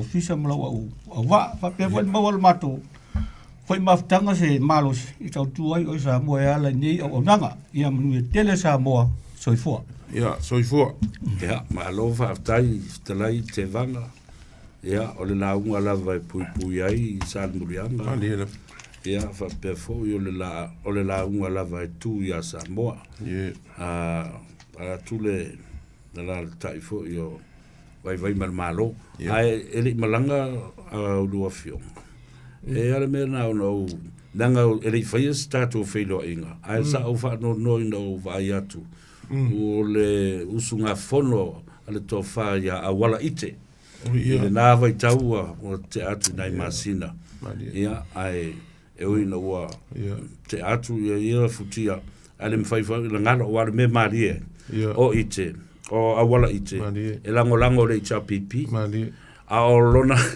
brother in law o le minsta o le fast ia to fire mau ia e alu ala fa pe ite vole a o le upu ma le launga fo sa tau si le tatu ai no mane no i matautu ia mai atu le swafa ia malu ma me ma la fa le to ese ia fa pe fo ma malu sale ale sa tuala male tau lang ia ele ngalo le to moi ele mali o na tala mo na winga ia ai sa o vai atu ia pe o le launga le sa tau si ai wa tatu le wo fafu mo to ina matua talo fai ia o mo onga le leina ai o le tatu filo alo fo le tu lo fa to tingo le tatu ka ke filo e pe fo e kai o ko tak fa mo o le no fanga le fele tatu ava o le asolus fu mo le iva le taiao o ina ile mauta le o iai ma fa motu o ile sunga ma fala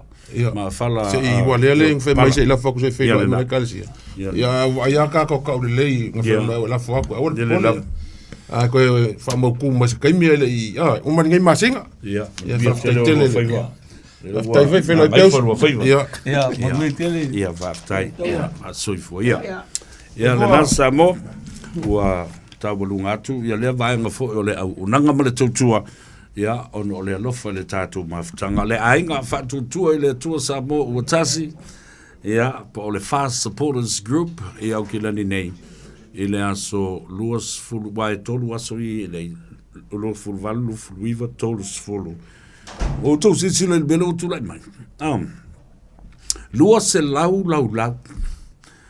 tasi fitu ono se lau fitu sfulu ono lau wa taulia ai afe tala afe lima se lau ile lau ia oe ne e misi le pasi na e toi fa pe foi la ile se mo ale an kele la vori i o sa verma ma la auli Isaac le fa i loa mai ma fa manatu mai te mi uma ia na no meral na mo wai ia ia to ina ia na malanga mai nei o lua ono iwa o tasi lua fitu tasi ia o le tala na o la tatu o i se malo longa pupu lava tatu taliu mai fa awau le tatu fa soa ma le tatu talanoanga ia awa le nganga ifo o Faiva ma o Faiva Samoa ele nei a solua Ua mawhai o na aura tula polo kalame le leimo o ia so taitasi ona o le langolango malo si le fale maliu a se alo le atunuu o ese tatupu Funeral Directors i Manukau City. O kalame leimo o e talo falava. Masani ona fa pe mai le o tengia asia mātou tamai mātou pe a mātou tawa e misa. Taluai le fai o leisi. O tau ele aini tau fatu. A ita ma fia ula vale tangata. Ia wha o ngāle lei tau fai aise i tu lau lau wha whonganga. Ia ita ma lui oe ia ele lei. Atu nā e lo le tangata le nā e fai mai. O te whaafitai se tasi o tina. Na ata ma tala mai le mā lio wingo si o nā tali. Aina ula ia na wola tau te a onga whaatasi. Ma fai se ana tama. Awe ele i loa fai se saka. Waloto leanga ana wo awa e mau o loa ona mātua. O lea na alua ne aise ana tama matangi. Ma fai atu iai upu fai ana wo. O lea na lu iai loa elone tina. Oi, o lea na me O le ese tatupu funeral directors o se fale maliu Samoa o le tali foilea o taimi whengata o na o le malanga al maliu maleoti. E mawhai foi o na lato awina atu ma awina mai tino maliu o e pele mai so o se atu nuo lalolangi. Wala auno le ese tatupu funeral directors i le lua o na lua toru fitu o. Lua o na lua toru fitu o. Pea fiu ane ele se fulu malebalu Norman Spencer Drive in Manuka City. Radio Samoa, tasili mai batolu, amo. Radio Samoa. Yeah, to e whatalo whatu ma whaafelo e tu fo ia. Welcome back to Gagaifo of Faiva.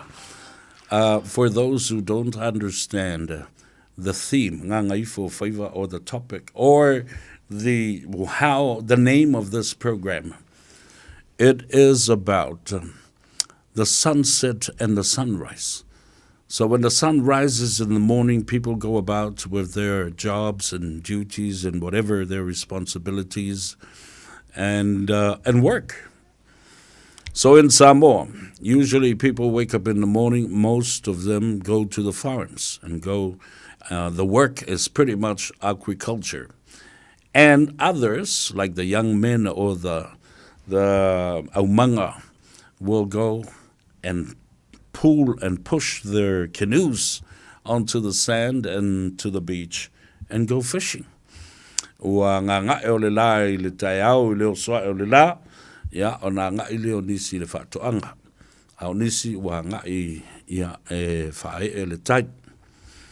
So now, it is close to sunset, which is the meaning of the word Gagaifo. And Faiva is the job that you were doing this afternoon. Ia, ta wale na I whaamalmalama wae siri ia tamoiti. O le ale winga ma le mafuanga na la yona whaingoa le polokalame whaapitoa lea. And it also, it suits the time when you finish work and heading home. Where else do you head? To the pub or where?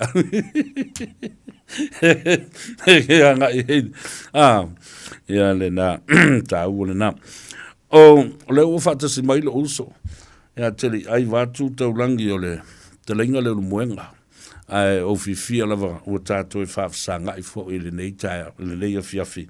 Awa e tā ua tele le whaafonga le tunu. Whaaftai atu mua le tato fono I le asuan le la. Ia ma le tawhatolu. E le ngata I le Pacific Leaders Forum. Ma le teitei fono ma lau tō wha. Ia e whapena fo I le teitei fono ma le lau a le tātou fono fau a Samoa. Ia mese le sa whainga I sunga I whawhiangainga taulangi. Le mawhtanga a whaiwhi au so whaatasi I le asoan le la. Whawtai le tō wha nae. E se teimi tā se e le I le tō wha leo na e nei. Langa tā ua le whaafongafonga mai Samoa. E manino lo le vala lea. Nai vai le atunu. Le atunu ue le uma le fia whai me le uma le alofa. Ia ai tā ua tele le whaeilo pēr I le whangatia. Ma lo so I fumanuia. Ma lo fo I o Faiva o leo o Gagaifo I le nei o fiafi. Tā lofa lava fio mai le mauta nei. Ia, se fumanuia lau. Dunga le I antau o le tau po le Voisa vea.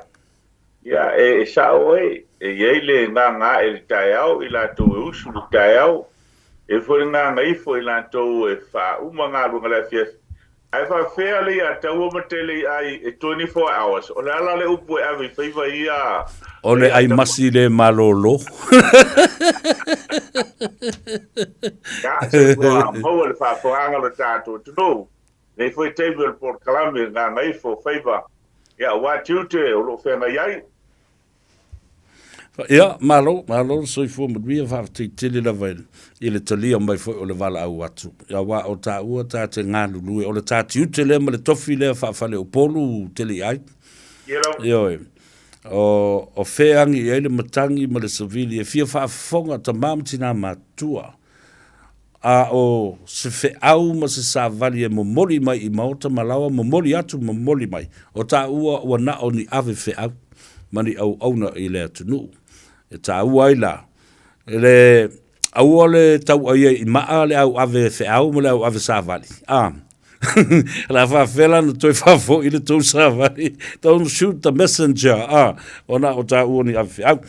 Ai, tatala noa e a mata mai I le aso sana sei mawai atu nei. Ia, ma le tātou ngāru wenga so tau au ma le fionga le konsula au. O Samoa malona ofisa. Le komisina mawalunga I Wellington. Le komisina o fefata wa inga ma le au whainga wenga a le fionga le konsula o Samoa I Mangile. Tula I atu le tātou tawhatolu. Wha mau popo ina. Le anga sai lalo le wha malu o le ofisa o le konsula. I la ua na maliliu, ma whano soifua I le ala. Tala noa I le tā ua o le sauninga whamanatu po o le memorial service na lau pae maulu wha o atu ai le mamalu o le atunuu I le aso sa pati na se ima vātu nei. I te whailangona o le aso le ataua ma le mai tau malu tātou tunu. Pai whaina au waili to tele e peo le aunga ma le vaanga sa ave ia ele to whārol mo mau ma le whautanga. Vai ane ia le official malo peo na e sauno foi. Ia le konsula sa moi au kila nei malo na ofisa. Ia le foi na fio mai ia le hai komisina po komisina mawalungo sa mo mai Wellington e le fio ngai ato le foa.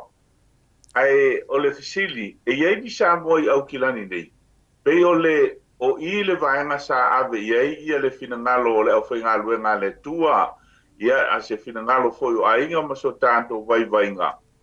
O le atupu le whaalawe lave ua lolofi mai ni usila maanga le lei mai e pe o se leni mai e vangu alme moni lava le ataua. O se leni le fo tau va o ile tunu nei le kewa le to. Salo a te le se tupe a Samoa na tongi. Pena o se tolu afe. Mai le lima sfulu I vafe o le tele o se leni. O le aanga le leo tangata ese. Tangata papalangi. O tangata initia o saina maoli ma le neia tunu. E ma eulo lanto wanga le lei. Ai pe ua matala utala le vaenga le a mole tanto sauninga. O le ala leo le wha moe moe. O le a o lava ia nai alii o tama whana wa Samoa na sa ili manuia mai o tanto nofo le ise tanto ngā luenga whai. Pe o le tā ua le nā o le whātō whāla inga lea sa tu whātasi mo le whinangalo konsula. Ina iei se sauninga e moli e alofa o Samoa I New Zealand nei. Ia ai le itu inatu le valele ma malanga I Samoa. Mai o se sauninga e se foi le langono le aso le ataua ave foi le whaafitai tele. Le pitola au la whainga luenga le tua. O le temi tonu lea e mo bia whananga. I le teitai o le sauninga I le sunga le sea. Ia Paulo Yeli. Ia e whapea foi ia le langolong sua le whiunga pātele whara Michael Enderman. Ia ma le launga lana saunia le sunga le whawhengainga ia Reverend Whenmoni Tuinga Mala. Ia e na matua o le tā ua. O lo tātou iai malangolango I mawhatianga si tina si whaletua o le aunga sa tātou e masio nā tali si tā mai titi talo whai ua vawe o na mātu oti ia whapea foi si uso o si le whiunga whawhunu ia whapea nasa moa pele a inga e a tutupu whalawelawe e maise a tunu nei whawho o le ataua se toto ma ano langona ma le ngaha fia le na ua mawhai o na whaatino lea wha moe la sa. Maria lava. Ua pipi o tātou i tū tino uma tu lau vātu le whaafonga mai o lea tunu. E o lava i le nganga ma le whatu. Lea sa o va ai. Sa whetangi ngisi tangata o lava fo i e te au tele ai e le nā tia sa malingi o loi mata ina o whalong. Ai le ngata i lea. O le upu fola na momoli e le au whainga luenga. Father Michael Enderman, le seo le sinoti le sunga a Paulo Ieli. Ai maise le launga au tū muli. Le sunga a Reverend Filimoni tuinga mala. Ai salani la I musika ma le au whaipese ma tautia lena ia. Ie lawa. O vi inga le tua o leisi lea peso sani la ngona whaafitaitele le sunga le tausumtanga luenga ya Yeremia ia ma le kwaia whaapitoa lea ale metutisi oka le manai o siufonga. Ia ai silafia ale ia taua mo tāpenanga mamalu ma le le ngata le au whaipese. Ia ao tausumtanga luenga sa pese uma mwhaife au o le metutisi. Ese le manai o le vainga. E le whape nofo mai le au whainga luenga ya sui vai e teo whape fui fale atua whawhenga inga ya whatu o isi e vai ngā mātango fie o leo whai pese ia e tau la mua leo whai ngā luenga le atua Maria lava ese le tāua o upuna ia o salani le vi ingo le atua awa e la le atua I vi inga na momori e lana sa vali I le asone naf ia le upu e tāua lava e tau tele vaenga tāua o le la unga umaia Aina momoli mai e le sunga ya Reverend Filimoni tuinga mala le upulea. O le tangi tele, malangona e le atua, le ti ngā o tātou loto ma le maftianga. Lau ai, ma toi whaatus ai I le tangi le teine o tapa tū tangi tele. Ai te ua toi a mai le mata upu ale whaife au. Ne I whaapea o tautou te whetangisi ma lo tau leo te tele. Ai tau te leiloa, e tangi fo I le atua, I le lofa I lana tangata. Ua otsi, o I le otsi. O na ia tā pena ai leo, leisi whai tutoa, o le tuunga mau ma le maliu. E ulu fale atua I leisi fia e siri atu nai lo le mele ui ai. Ia, o upu e momori mai ai, ia ma whaatupu manatu, ma whaatupu ai le ma whanawhana ma le whaatuatua. Whaftai, I nai a tātou whaife au, sunga I au whai ngā ruenga, ma le lātou tāpe nanga fwoi. E le tango wha timu lem iai, ma wha tamala iai. E ai lale ma tā upu, peona e talai, o tapisa tangata, I le tuftufa ina, o le maa au o le atu nuu, ma le lalo langi o Aotearoa, o nisi fwoi atu nuu na lafo mai, ia la lātou selen.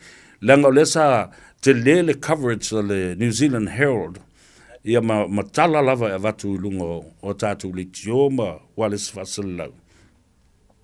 Ai pe e fōringa mai na o le vai vaenga I le tawhatolu le o tama na mali liu, tangata na mali liu. A o oe ma o le wafiso o tai I nai tama o le ta oto le whare mai. E le I mali liu a o lo o manu nupa. Ia, lena e le tō whae le tawhatolu nei, tau na whai e se. O le ala, se I wha ilo le whangatia I lau whitaringa le muenga. Se I wha whangatu e le atunu, wa lewa talia, ia ma apo ma lango e le tawhatolu o sa inga maloa tātou an leila.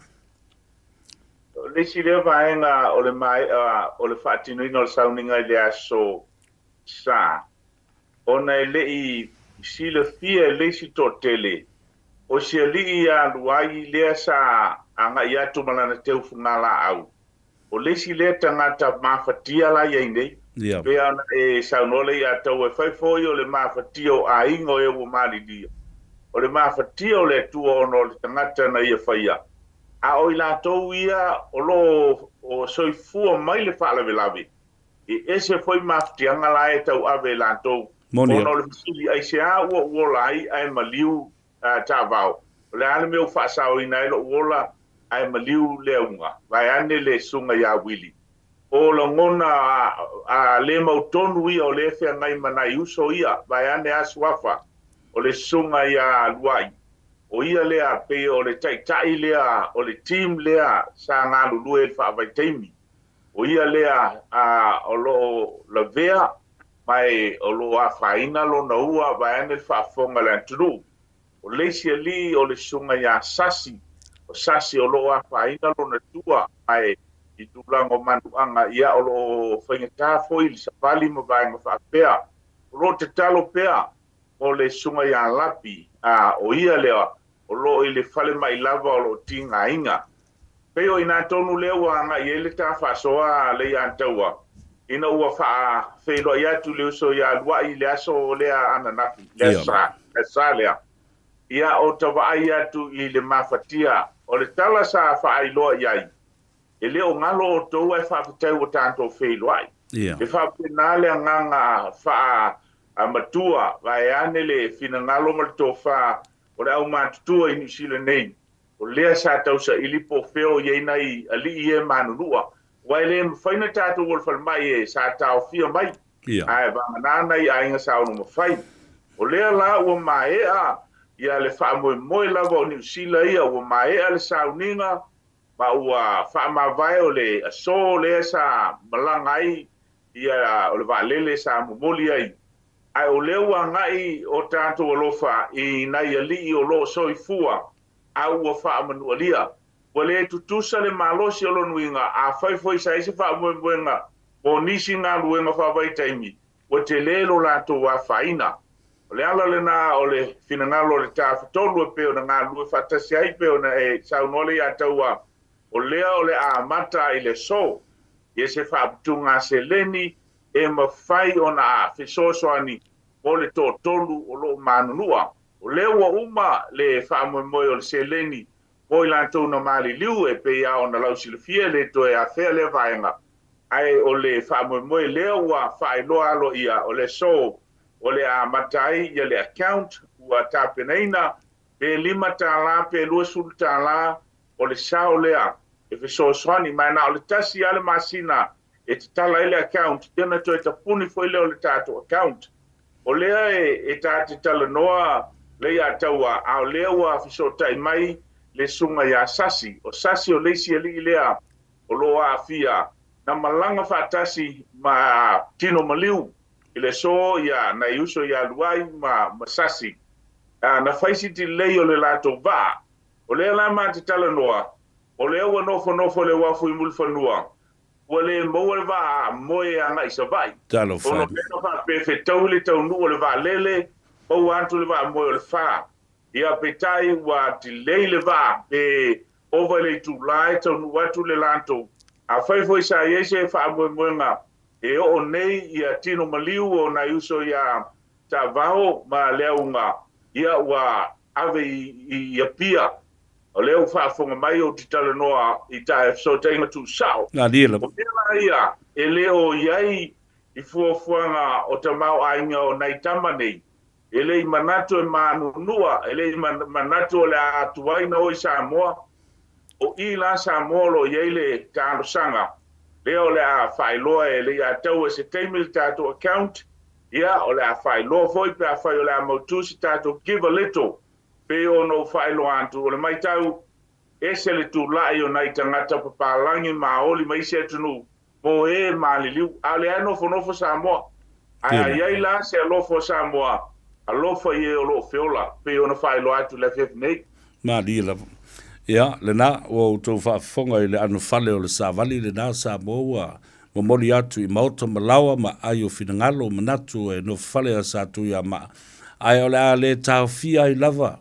E longo pe atu o le se leni wa uma na whai ma vavae e tawhi tolu i le tolu na mali liu ai a i la tou na manu nua o le a le toe iai i le a toanga o le manosi ma o le a sui a tolo la tou sui fua a o sina me tali iai o la tou mana onga i le taunga tā o le sui fuanga ia ma ai longa toe moni avano e toe malanga mai ai ini ngā ruenga whaavai taimi o lea ua muta e fo i se vai ngā tupe Samoa e lo lātou ainga ona ua le ato tole malos ia le ala nā Samoa o le tangi atu ua uma e na tātou keita ia ma anga i atu e teu ma tapu e ma tapena le wha moe ua maliriu ma whailangi le wholaunga nei whaaloalo. Ai o le mea sili o na tāua o e o lo soifua. Ai ua le toi maua le malosi o lo o manu nu o pea.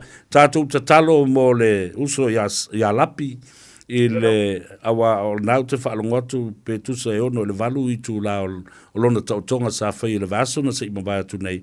Nā la ua toso i le recovery room ai e na te le i loa lava se mea mo le sila fia ma le whaafonga mai le atunu li poti la ta mai le fo ma ima ta ngato loa ye. Ai ua mawhai o na ia tau langona se pa i atu fo i lele ma se ma ini fo i lele o na ta mai lima. Ia ai o mai lava le teimi nei na te le o i loa lava se mea tātou te talo mo le nā uso. E se teimi whailo la ia leo le tātou account le nā mo le o lo o soifua. Ina ia manino le leile mata upu na. Leanga tali ai. Leanga i hofo i tangata avi se le mata upu. A o le ano fale le nā ma le wha maoni. A wale wha fonga mai a Samoa. Ia. Ia si vai mai te fia sauno iai. Talai. Le vaenga leua e sauno iai e manatu fo i nā iai le titalo le tātou tunu. Ina ia malu le nei wha moe.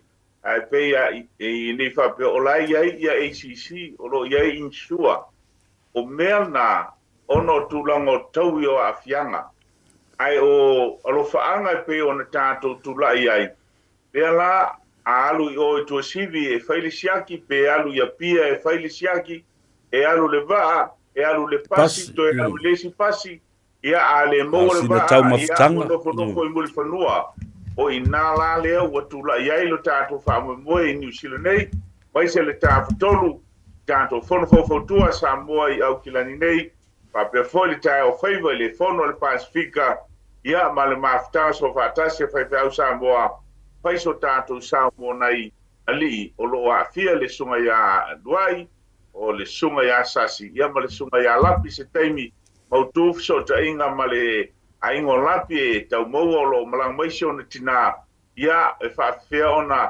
tausi sian tama i nei wa le mau tinoa e le iaise ai nga o lapi o sio o nai o na tua a o lea ua le o la na tausi ia o ina le ave isi tātou so soane a whaaftai mo le avanoa le ia taua o nuia foi le whaafonga Samoa le nei aso so i foi ia ma lo whaaftai wa ngā ngai fofo i o Faiva le ruenga, whaaftai langolong sua, i me whai le atunu, ia, ma tā ono saipea, e whauau le tautua, ia Samoa ma ono tangata, e mai se o tātou ta māma tina mātutua, ma le lau tele fo i o le atunu lo whaafonga mai. Ia avea nei leo, oni leo whaatua tuaina, ma ave iai, ia le langona o tātou mātua, e longo pui ali i ai i lea taimi ma lea taimi i mea tūla i mai ina ia manino ma malama lea tunu. Ia mōlo soifua, ba ia manuia fo i ngā ruenga tau wha mai o neia fiafi, tā tala noa pēa ai wha soifua ia ma le wha aloalo. Ia whai soifua ia. Soifua. Ia nā Samoa, o lea ua mai o matawalunga le talanoanga fo i ma le talenga ia tele ai. Ia lea ua talosia ia no fofale i o tau finangalo. O leo umana tātou tā pena se leni, ma le lofa foi o le give a little, vai tolu ia i la tau e to tolu na mali liu. Ai leisi to tolu leo o lo tā oto nei le whare mai o le feola, e le eise mea ua whaia i ai. E le eise mea ua whaia i ai. Ua mapu atu le tunga mau, ua umati ngā, o uso e to tolu na lave vea ele whaala velave. Ai la leisi to tolu leo o ta oto nei mati ngā e siri na matui tui. These are real pain because they are still alive. So that's why we're here and pledge you for another RSE support fund for the people that are alive and badly injured. Mo ila tau lo soifua pea alo whaatao tolia ma tinga ina i manu anga to atu ngā male mawhatia. Tātou wole malolonga, male tātou talafau i vai whanua. Ia, tātou toi fo i mai wha wau. Le tautua e whaalai oe, ia ma tātou oe titi e mamori oe, I lou fale ina ua ngā Gagaifo Faiva o Samoa, ma lo le ngā lulue I le nei aso.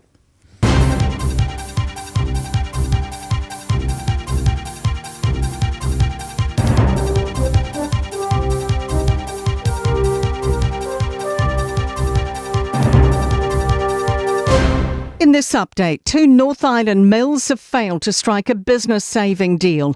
Winstones announced its pulp and sawmills in the Ruapehu district will close indefinitely, putting more than 200 people out of work.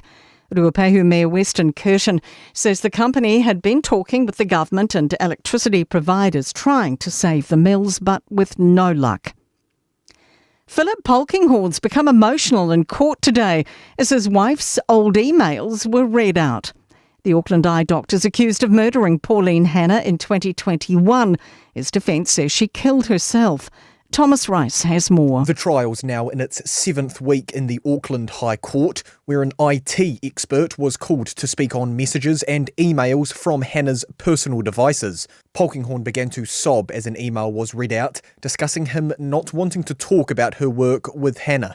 The court also heard from a Canadian pathologist who told jurors he'd have described hanging as her cause of death. A woman will appear in Hamilton District Court accused of being caught drink driving twice in 4 hours, with her car impounded and driving suspended. Police say they stopped a woman on Friday night after reports of sporadic driving. She blew more than 5 times the legal alcohol limit.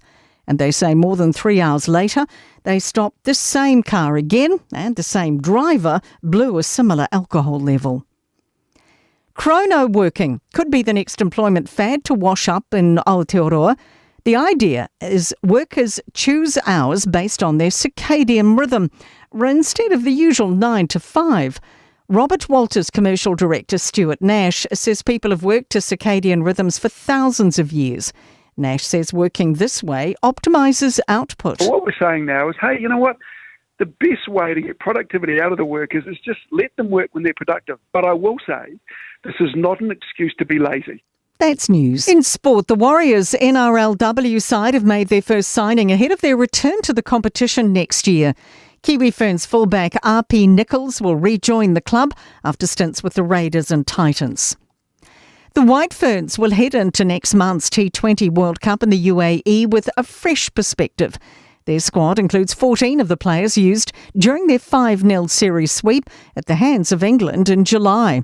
All-rounder Millie Kerr insists past results aren't a reflection of the growth within the team. Cricket's very fickle and sometimes the outcomes don't always represent the work you've put in. But I think when we go and play more games and more cricket, you've got to go in with a fresh mind. You've got to back yourself every time. And that's sport. I'm Raylene Ramsey.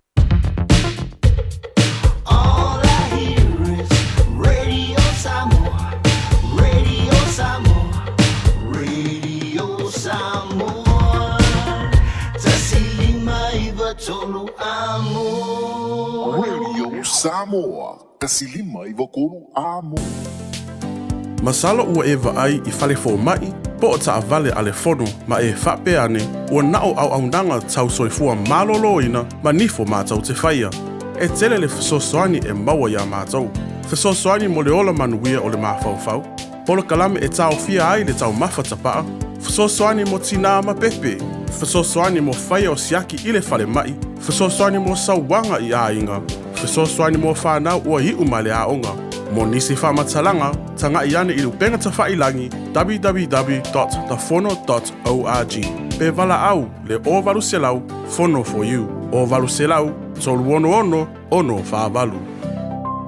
O le Our Travel, o lau company e saunia umau tāpilanga mo so se malanga. O le au nanga e tutongi e pasese faletali malo va ameli cruise mo Samoa ma le Pasifika. Matauti o le taungofi o pasese o lo o iai le taiminei. A e le talitonu susu mai I le tuatusi tasi valulima Great South Road I Manurua. Pe vili mai le telefoni tolu ivalua o fa o. Tolu ivalua o fa o. E mautino nisi whaamurianga whaapitoa, pe a e whaailoa o le Radio Samoa na moa I le nei whaasalalaunga, le Our Travel. Le tali mo au tāpenanga mo laumalanga. Casa Beds and Appliances, o le tali o manaonga, I o loe whaatotonga ilo mauta, ini tau le lei, toi anangata, e mawai moenga ngā o si tutono New Zealand, whaapea se tino fōa le potumalo lo, laulau ai manafoa, TV, la au pese, usa aisa, masini tā lava, telefoni whiaweai,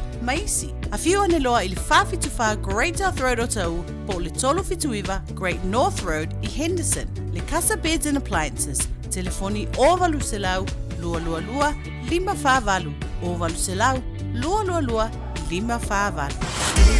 Radio Samoa. Taslima ivatolu. Amo.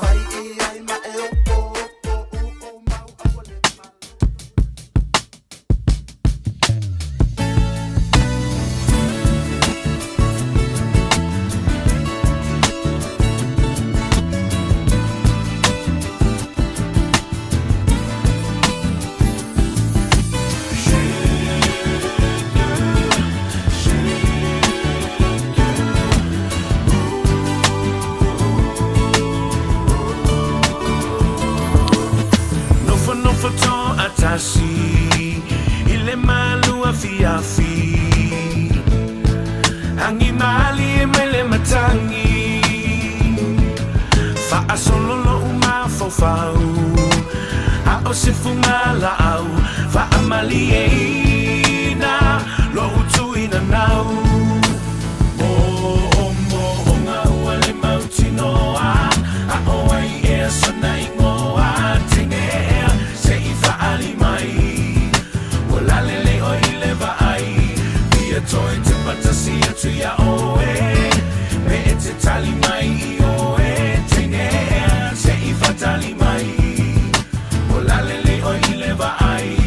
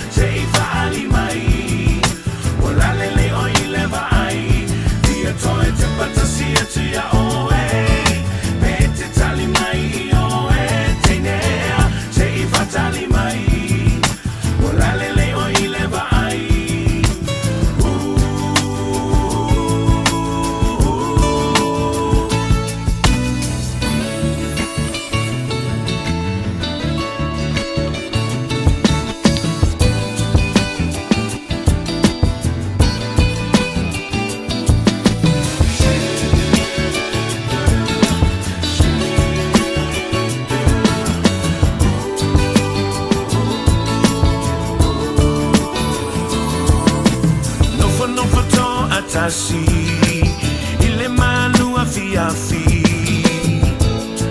Hangi mali mele matangi Fa asolo lo uma fofau A osifunga la au Fa amali eina Lo utu ina nau Mo nga wale mauti noa A oai e sana ingoa Tengea se ifa alimai Walalele o ileva ai Via toi te patasia tu ya oe Me ete tali mai I oe Tengea se ifa tali mai Walalele o ileva ai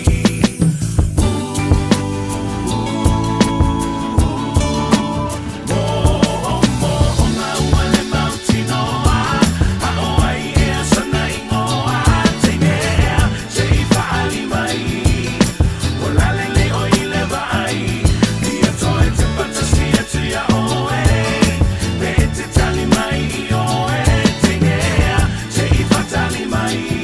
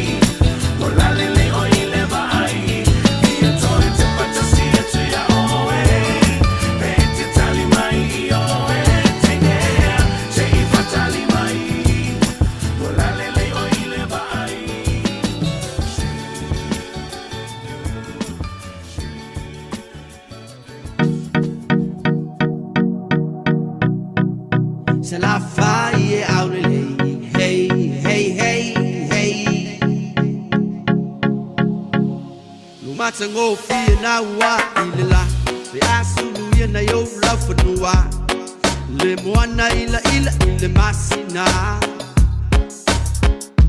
oh mata ango be dina tawita filanu lanu wa ipe yo susana be o sei a eta oto watu manga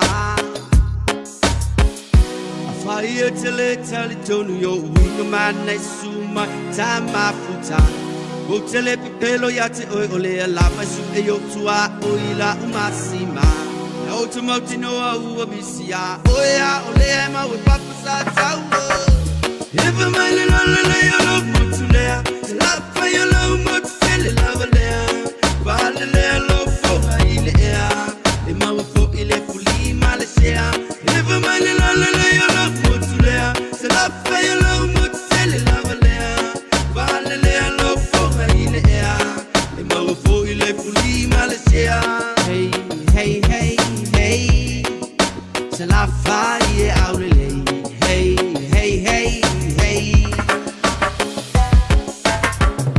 o anga ifa no malau anga nu lo tu mau be fava mau e malu lava ono yesu fa mole mole fai ma vai su le ai si tasi folinga mata e pele lava o lo fatu fai uangalo ya oile alo famale lo tuma wala lo sauko ila oi saufa ima io auta fa se fai le alo fi amatai ole lu fa longo le se fai mai o se upu if a man la la la alo mutulea la fa ya lo mutele la valea va le lo fo ile ya le mau fo ile fuli malesea if a man la la la alo mutulea la fa ya lo mutele la valea va le lo fo ile ya le mau fo ile fuli malesea hey hey hey hey se la fa ye aurele hey hey hey hey oh sengo fo mai ilalo malola mai le kipi ai awe ke ka alo o ka mai ki o mo kele mena ku mu fa alo malo mo lalo ai afa ya esasi winga la ka ko fai ku fafu ai mai o pule o uma vai ko fia ye le fu e mar ko o laula ngai ko si ai nga mo mala fongo o malu mo pa ia e fa me melo ye le loko ka ko pala me fa so sa ko la fai mer ko o nga fu fa sale le anga la ko pule nga wa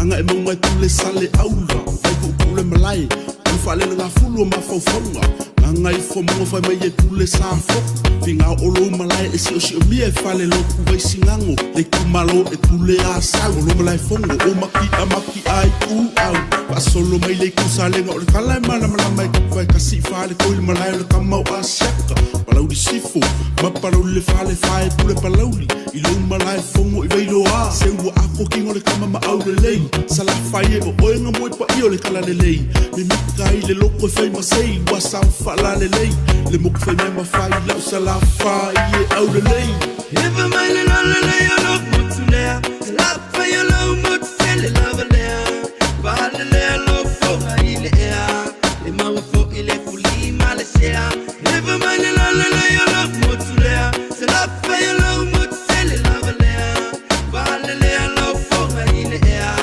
e ma fo ile fuli malesea hey hey hey hey Ya, toi whataro whātu fo ia te oe le kuata muli o le tātou por kalame. O le nganga i fo Faiva i le nei a fiafi whe mai. So le, o whea lea o ira uri, vai ngā le limi miu ki o mā koe whe mai, mā ko whea ri a le o pispisa o i tangata. Whai mā vanela i lunga a la auli a nai komeni a nai tangata lo o whaamanuia mai. Ia i tātou. Awala mata upulero te mana uai. Ina ia sila fia le leia le atunu. E whapea, Tuila Epa still defies communal rights and also versus individual rights. He knows well it's crap and it's a big lie, but he continues to breach that. Awhasa mole melna, whawhonga nei mai le tunu. Ua whaau pea o na launga ma pepelo e tula epa. Ma whaasese ma whauwhaunga o le tula whono lea. E la le taimino tango la ia lea vatu i hate. Oe, ia le mata upu lea. Le tusi tula whono lea. Lands and Title Bill 2020 tula whono tau whaofi o whanua ma swafa. Luas fulu. A whonga le mai. I le vaenga le ta ua nei e li mongi. Matula i mai ei tono o le palemene ma whaapea mai. O le vaenga se lau ma le wha pui tolu. Ia mana tua le lei. O le tasi o wha, o lona au tū e whaapea. O le puinga o whanua whaaleanga nuu ma suafa matai. O le au tū le nau le tūla whono tasi o wha. O le puinga o whanua whaaleanga nuu ma suafa matai. O na mai lola ia lea o le ana whale o le tūla whono. E anga waa tangata uma i le puinga o a lato wai ata tau i anga nuu wha Samoa. O le mata upu au tū o le puinga a wha msinonga i le nā vaenga. O le mata upu au tū o le puinga ma o le pulenga le nā le wha msinonga i lea vaenga. Sau loa, ia whaafonga mai la, o tō whaafonga mai ei o ta utuai, se a ia te tau. Ai whaape i o na tā ua ma whaawinga ina le upo le a ia te tau. E anga vaatanga ta uma i le puinga o ala tau a ia te tau, i anga nuu wha Samoa, o le mata upu au tū le nā, o le pule anga a le whaamsinonga i le nei vaenga.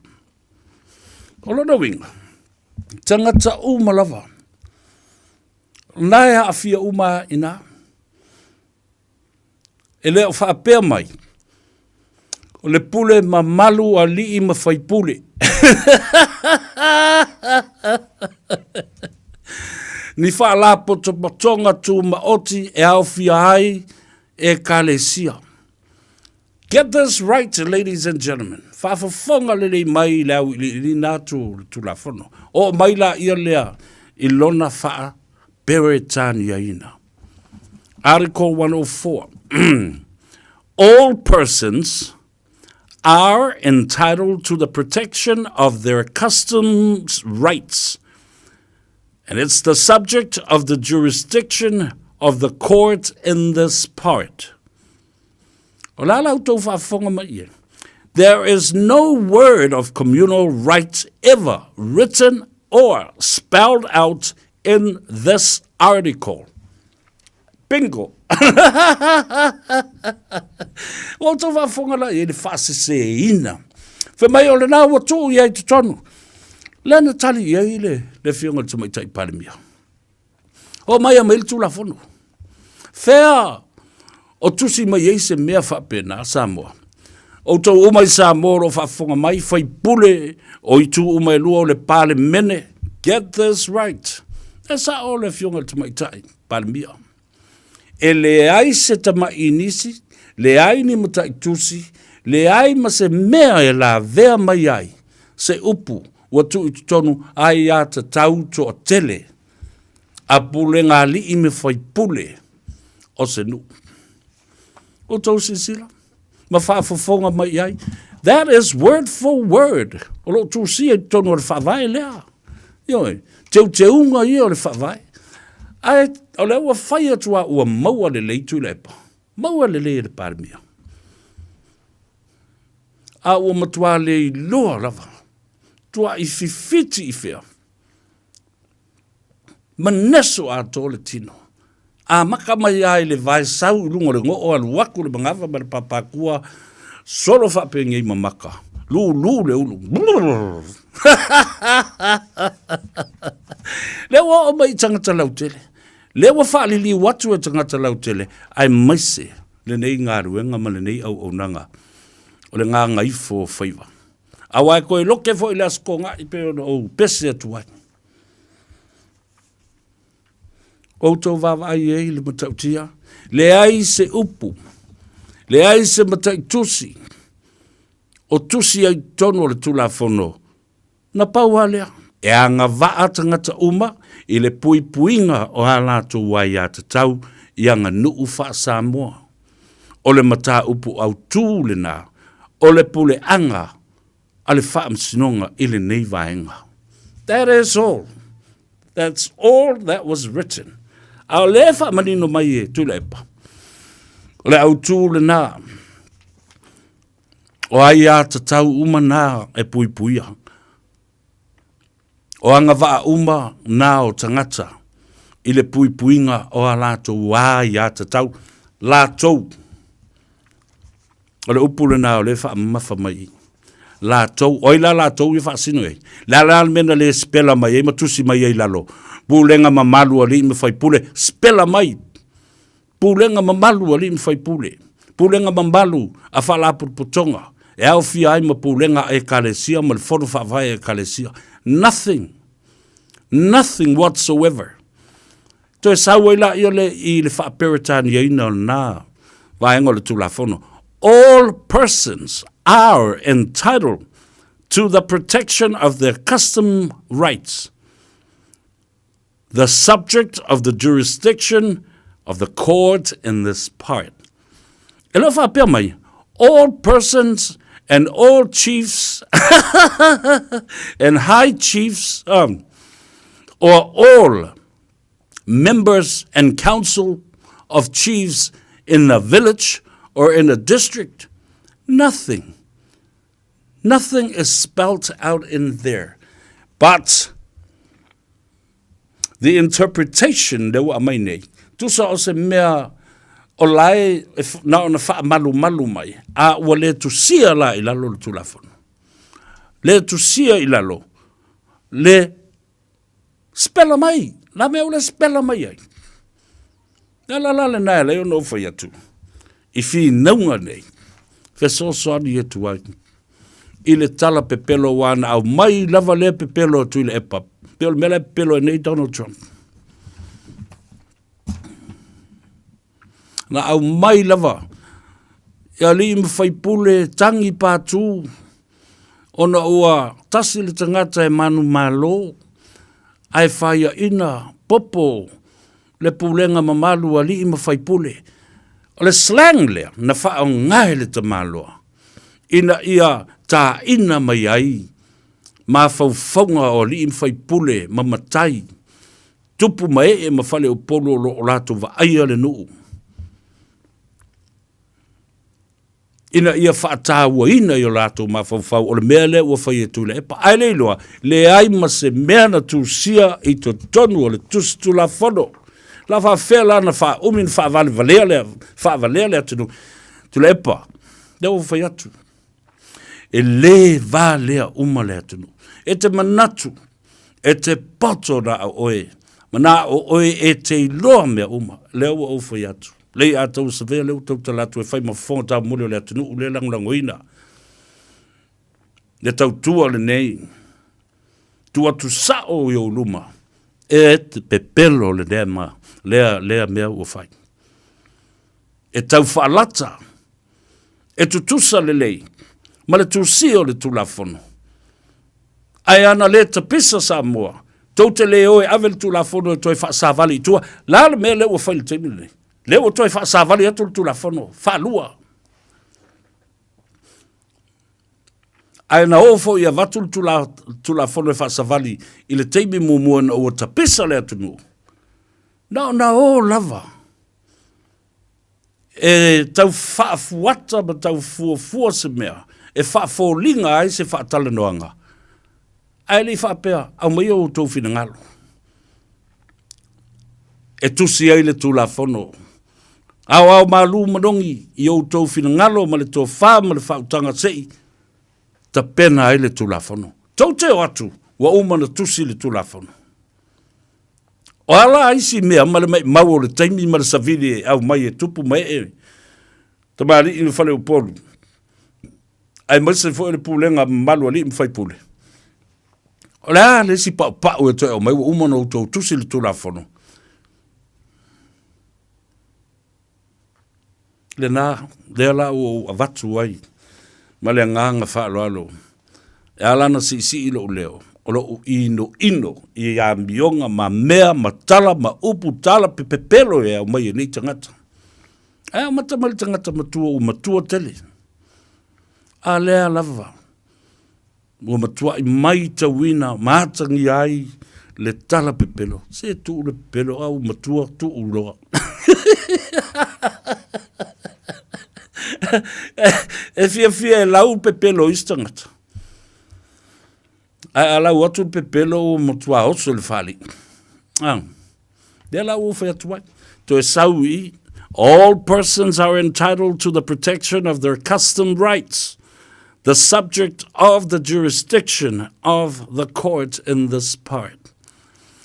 None whatsoever of all groups of high chiefs and councils of chiefs are entitled to the protection of their customs rights. No, all person.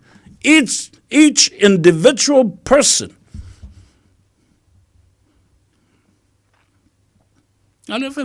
All.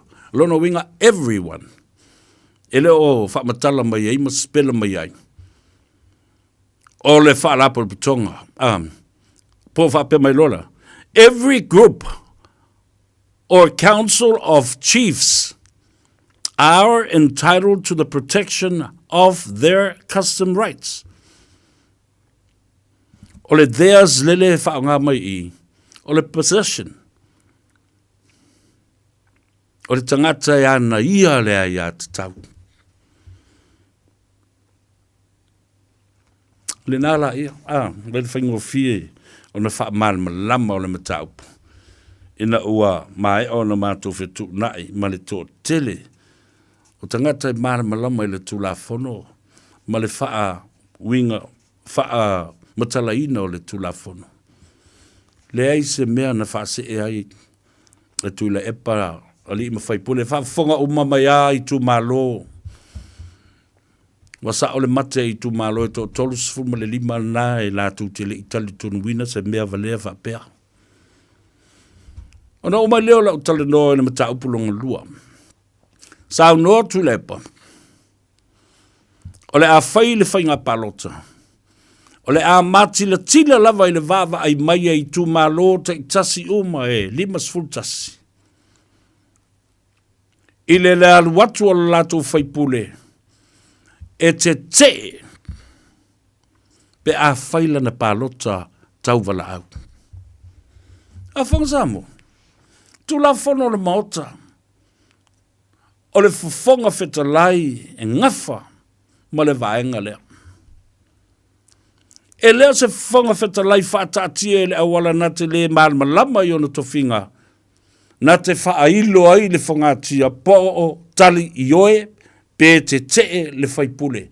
Po o ai lawa le whaipule. E le mawhai o na whaia e le whionga le whangawhitalai le nā mea. O le pālota lea tawala au whaalilu lilo. E nā tia. Po le ale tō whaama le whina. Se whato a whaitau mure muri. Ia se isi sila I ai le mea. O le mea lea, o le whōringa mai o se tau whaafefe. O se tau whaafefe I le whaipule, tau whaafefe. Ia awane I toi fo I mai le whaipule lea, o lea o I lo ume tangata, o iana te I le tūla whono. Mō ai, e le I whaia se tūla whono, mō lea ia ta tau tō tele. Ua na o upu whaalele a tūla epa. Ina ia mai lei mai ei la ngona. O li I mawhai pule o lea I tu malo, ma lea I tu malo. Ma whapea ua umo na mātou whaatau wa ina au tau mla au tau ai ata tau. Ato tele lo au tau. Ia ua manu malo. And he's talking about the numbers. Na whawhela na whaile nā mea. Se nā whai unga tau whapena. Whape whea. O na whaia se whai unga, se ma au whaatasi ai tangata. O na ua tō tele ma lava le whai numera, whaasanga I le ainga le whaatula ese. Ai sa o le ainga. Ala sa o le ainga I lato whaamamunga. Manisi, La si po New Land and Title Court decisions wa umana fai. A le la fi na wale nu ulanga to tele la to fa fonga le mai. Fa fonga le mai. A inei I Samoa vili o tau ainga. Fa matala le sa o le tau ainga. Nea fa to a fa banino nei ai le atou severe. Le vaenga o le tulafono le fa vale ai o tau. Fa ai so ia tau te lango ina le nato ina tala pelo mana me ie fai. Nea manino ai manino le lei I le wha maunga o le tula fono malona tū siena.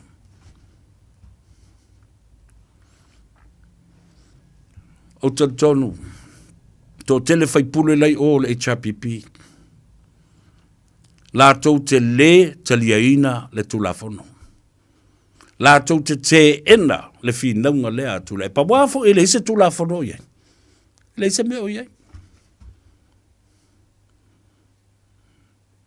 Mai tō telefo I lato, o le apalota wha lilo I tua o le pātua o tula e pa, e te le tula fono na lato whaia mua o le whato a māla malama neimba pula o lato mata. E se le mea le na whai. E le eise mea na whaia. E se le upu male sa vari o lo momoli. Ai le eise mea na whaia, matu sia I le pepa. I le tula fono. Ioi, e aru e ale vai aso ngai o ke pese atu ai lava, ma pese atu ai lava. Ina ia manino au o whana. Lau a whionga le whonga of the lai. Ia malama lama o whonga. Aua nei whaavale ina le tō whaa lau a whionga o le pule o le mauta. Ma le tai o le pale mene. E tau wha tonu o tuai o Faiva alo filima. O le nā o I nā le tō wha ma le wha utanga I lau a whionga. E le whautua ina atu. E se toi ina matua. I o pufai o malo. A se lana wha tō whala inga. E tau wha avalea lana wha tō whala inga. Pūlenga mamalu ali mwhai pule. Wa omana ta oto. Tula fono e wha tonu whalau wai. Pūlenga ali mwhai pule mamalu tono nuu mawhio anga mai tu malo. Tanga iane I le Village Fono Act a Faiva salau iwa sifuru. Village Act Fono, or the Village Fono Act 1990, wa umana si pela o mai nāmbea. Sei vanga nā istu la fono wha o popo I lunga, ma wha ma mawhai wha salanga, ma o oi I wha salanga, ele te tau o na whaia. So nā mi o tonu, o le ala le nā o le matala o le aia tau o le tangata I tō tasi, e ave le mata upu le tu la fono. Aua nei se e tia I le malu o le taitai au. Se I o tau whaafonga iai ali mamalu ma whaipule o nuu mawhio anga I le umi ma le leva o na whaavalea o tau ma whaaleo wa amana ia whaale tula fono le a ia te tau a li I ma whaipule I tono senu. Wa leva na iai. Wa leva ona iai. Ma whaata oto ai le tula fono e tāua, e lima tai ala I lau tau whau tau tanga, ma le whaata utainga, o so se mata upu I tono o se awhio anga ma le tu malo. Whaife au ma e kalesia ma pūlenga whawai, a tāpua inga. Aua nei whaseina o tau, whaala potonga, a tangata E tō tele, aua nei whaavaleina o tau.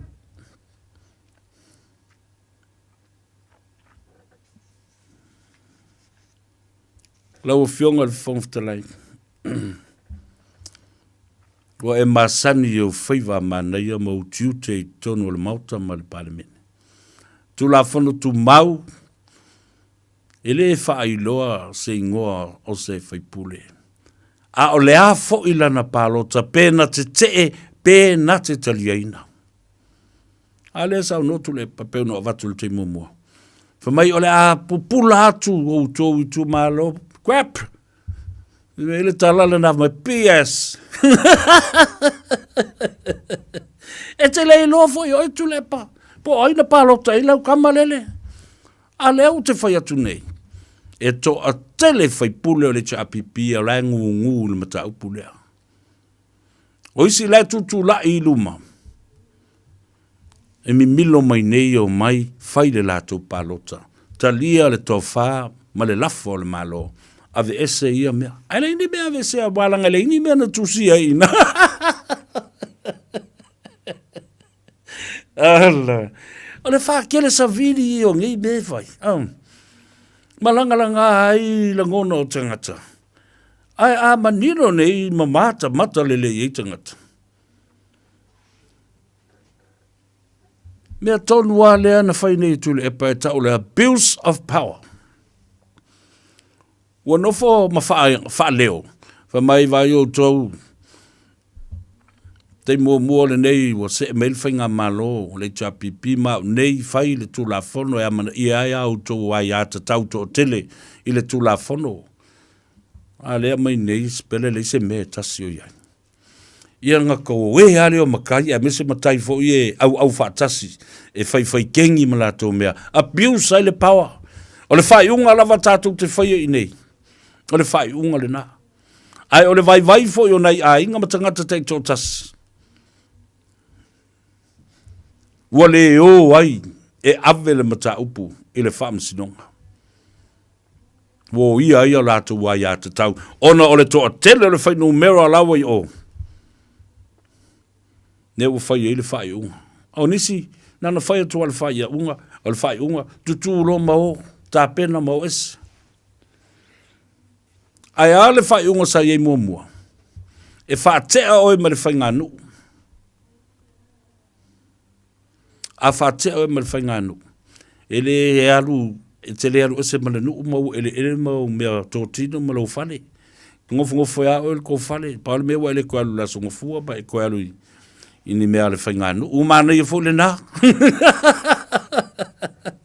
Mare kele o sao ngā mea, ma me fufulu. Pea toi foi la tatala. Alala mea le na toi wha o popo i lunga e, ele teuteunga. Ua whaatanga ai, ma le pule, ali imi whai pule, e tuli, e le ngata o le tuli, ati ma le lau, whaatula i ese, ma le nu.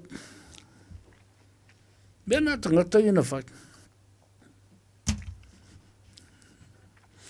E le isa ili i se vai fo e file muai. Ma tu uava no, ia la kukuri la kanga korongu, ua oi la ngofo e whaile ngu.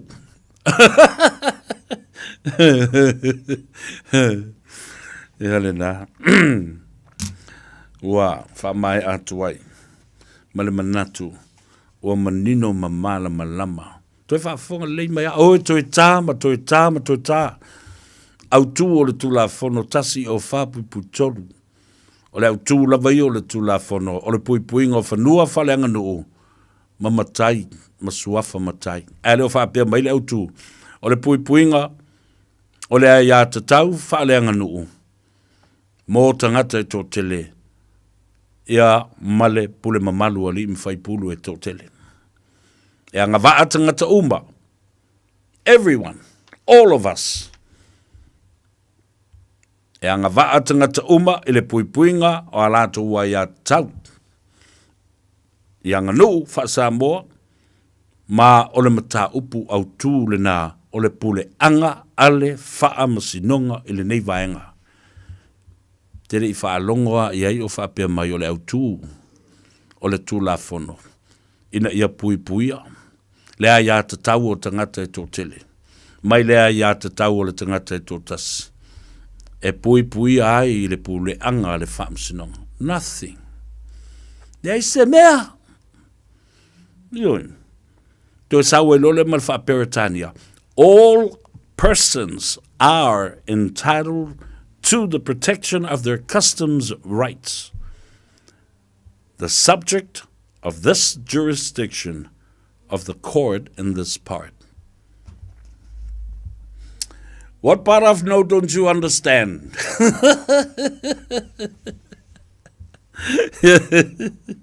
Ja, man vi atu. Whailonga ina o le se lautau sanga. Ai mali o tō sa me whaftai mule au nanga le ataua. Malo whaftai o se via. O le mea kaukali e ia mafa sami. Talo whai. Ia le mafa. A whailonga ina o le se lautau sanga. O le lakapi tono le fio anga. Pia maroons ia mai o ana nafia po le so le fo ina. Si ai lo lato sai le ngata I fale o le fautasi. O le ati na a le tu malo. Fa manuia tuai I tai malanga ia fa pe fo I o to uma. O le komiti fa fo ma le komiti o tapenanga. Le perestene le whailautusi ia whapea fōi le autus le teo oloa ma uto uma ia whapea fōi ia le sunga ia le wotea snake ia alo auto malo malanga whaftai I le ngata le salautu sanga lau lokapi ia mau whaifu ma le uto whautasi whaftai nanga alwenga le lei ia whapea nā fōi lo mātou nu ui vaiala le whailonga ina o le se lautau sanga o le lakapi tu tono le tātou nu. Ia, whapena fo I le tātou nu ui motaa, se lautau sanga o le lakapi I tu tono o motaa. O whaftai le tua, sa bula vado ta aloi umai au umai e lua le mātou nu. Ia a o talavau fo I mamoa le malosi, le malosi atau au malosi soa, malosi le wantu, malosi le pakaki, mal kolosi.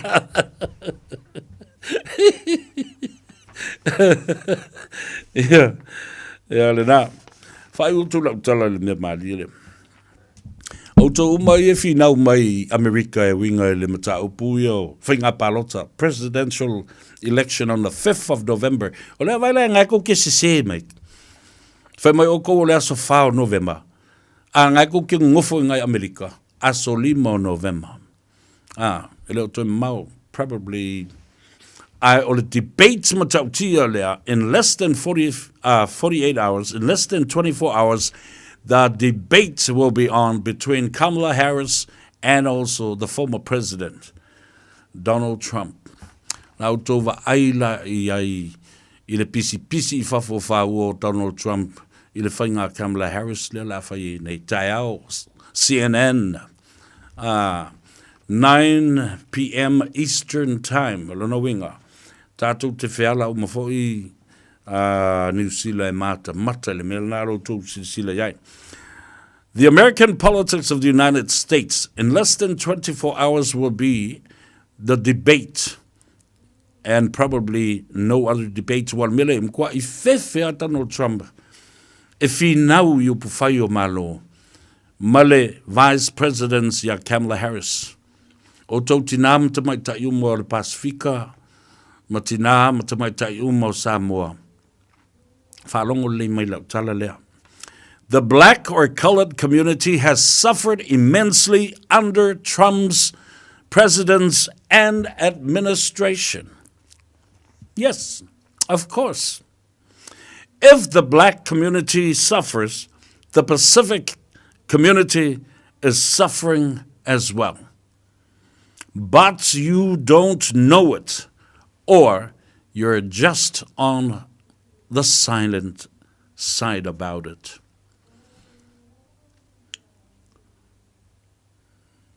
Here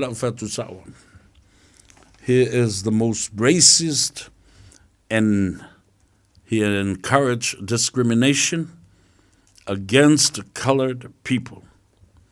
And that's evidenced by the speech by Reverend L. Shepton. Stasio whaiwhi au lawi loa I le ngate lon tofi whaiwhi au. A o se tangata o se to ina wa matua na ngā ruenga whasale lau. Malanga ruenga tau longo I tala moni o upu whai o malo. A leo umano whai atu la walo anga ia te utau. On the 5th of November, America will celebrate a new female president, and that will be President Kamala Harris. Tu sa lea mala utala na whai atu le tātou whai ngā pālota. Lea na vevesi ai nei. La utou sila Samoa. O ai le whai pule tu mai lea whai ngā pālota. O ai le whai pule lea I lei tu malo, ma lei tu malo se I o lava. I meo whaamsinonga o pālota la iti. Let's see. Everything that I predicted of that election, the general election, the overall election, was true. By-elections came, I predicted that too. E toi malo fo. Malo le fasil palota lautele. Toi malo I whainga palota la iti. Malo. Io. Ona I mei e malo I la tau meo ngai mai meo kamosi mosi. Mel na o te whai atu wai. Amerika ta pena le lei. O leo ta watu ia te utau le mea saunga le muai o tau whanau ma tātou whanau. O le mea nai pepelo ai Trump. Mea o la pārika walong kolo le laulangi. He has been telling lies to the Americans for years and years. And na pau ale mea mana oi. Ia nofo matu mawai pea I le malosi anga ma le pawa. Amerika, ko tātou Samoa I Amerika, routou whaamanianga le tina le nā. Tina matamai tai. Kamala Harris talks about grocery kitchen talk, the table, the pantry, the eggs and spaghetti and everything else. It's about the family. It's about the family. It's about the American middle-class families. Ia vai lei, mai sali. Wala unga malikakanga sa vea I meo upu whai o malo Amerika. Lofa mai le tua valua tusa so tātou manuia whai lau tō mawhtanga ma le sunga ia la uri. Isaac paunga le pō nei, ai o le a o alu te tala maila o sol whanua mwhangutu le nei, le a o titi e loa e lei tūlangi sifu. Ria ia tali ngā sua, ia whapena fōi ma osi ngā taulanga I nei e fiafi. Pui le tua I lungo le ala tele, ina ia saunga le mū ma tau mū manuia. La usu le pesi, e whamawai atua I atou. E tātou whenua I le so taia. Sa vele I atou le nei, lofa tele mo oi, soifua. O emana tu maita, o tu mawita, ilo fatu.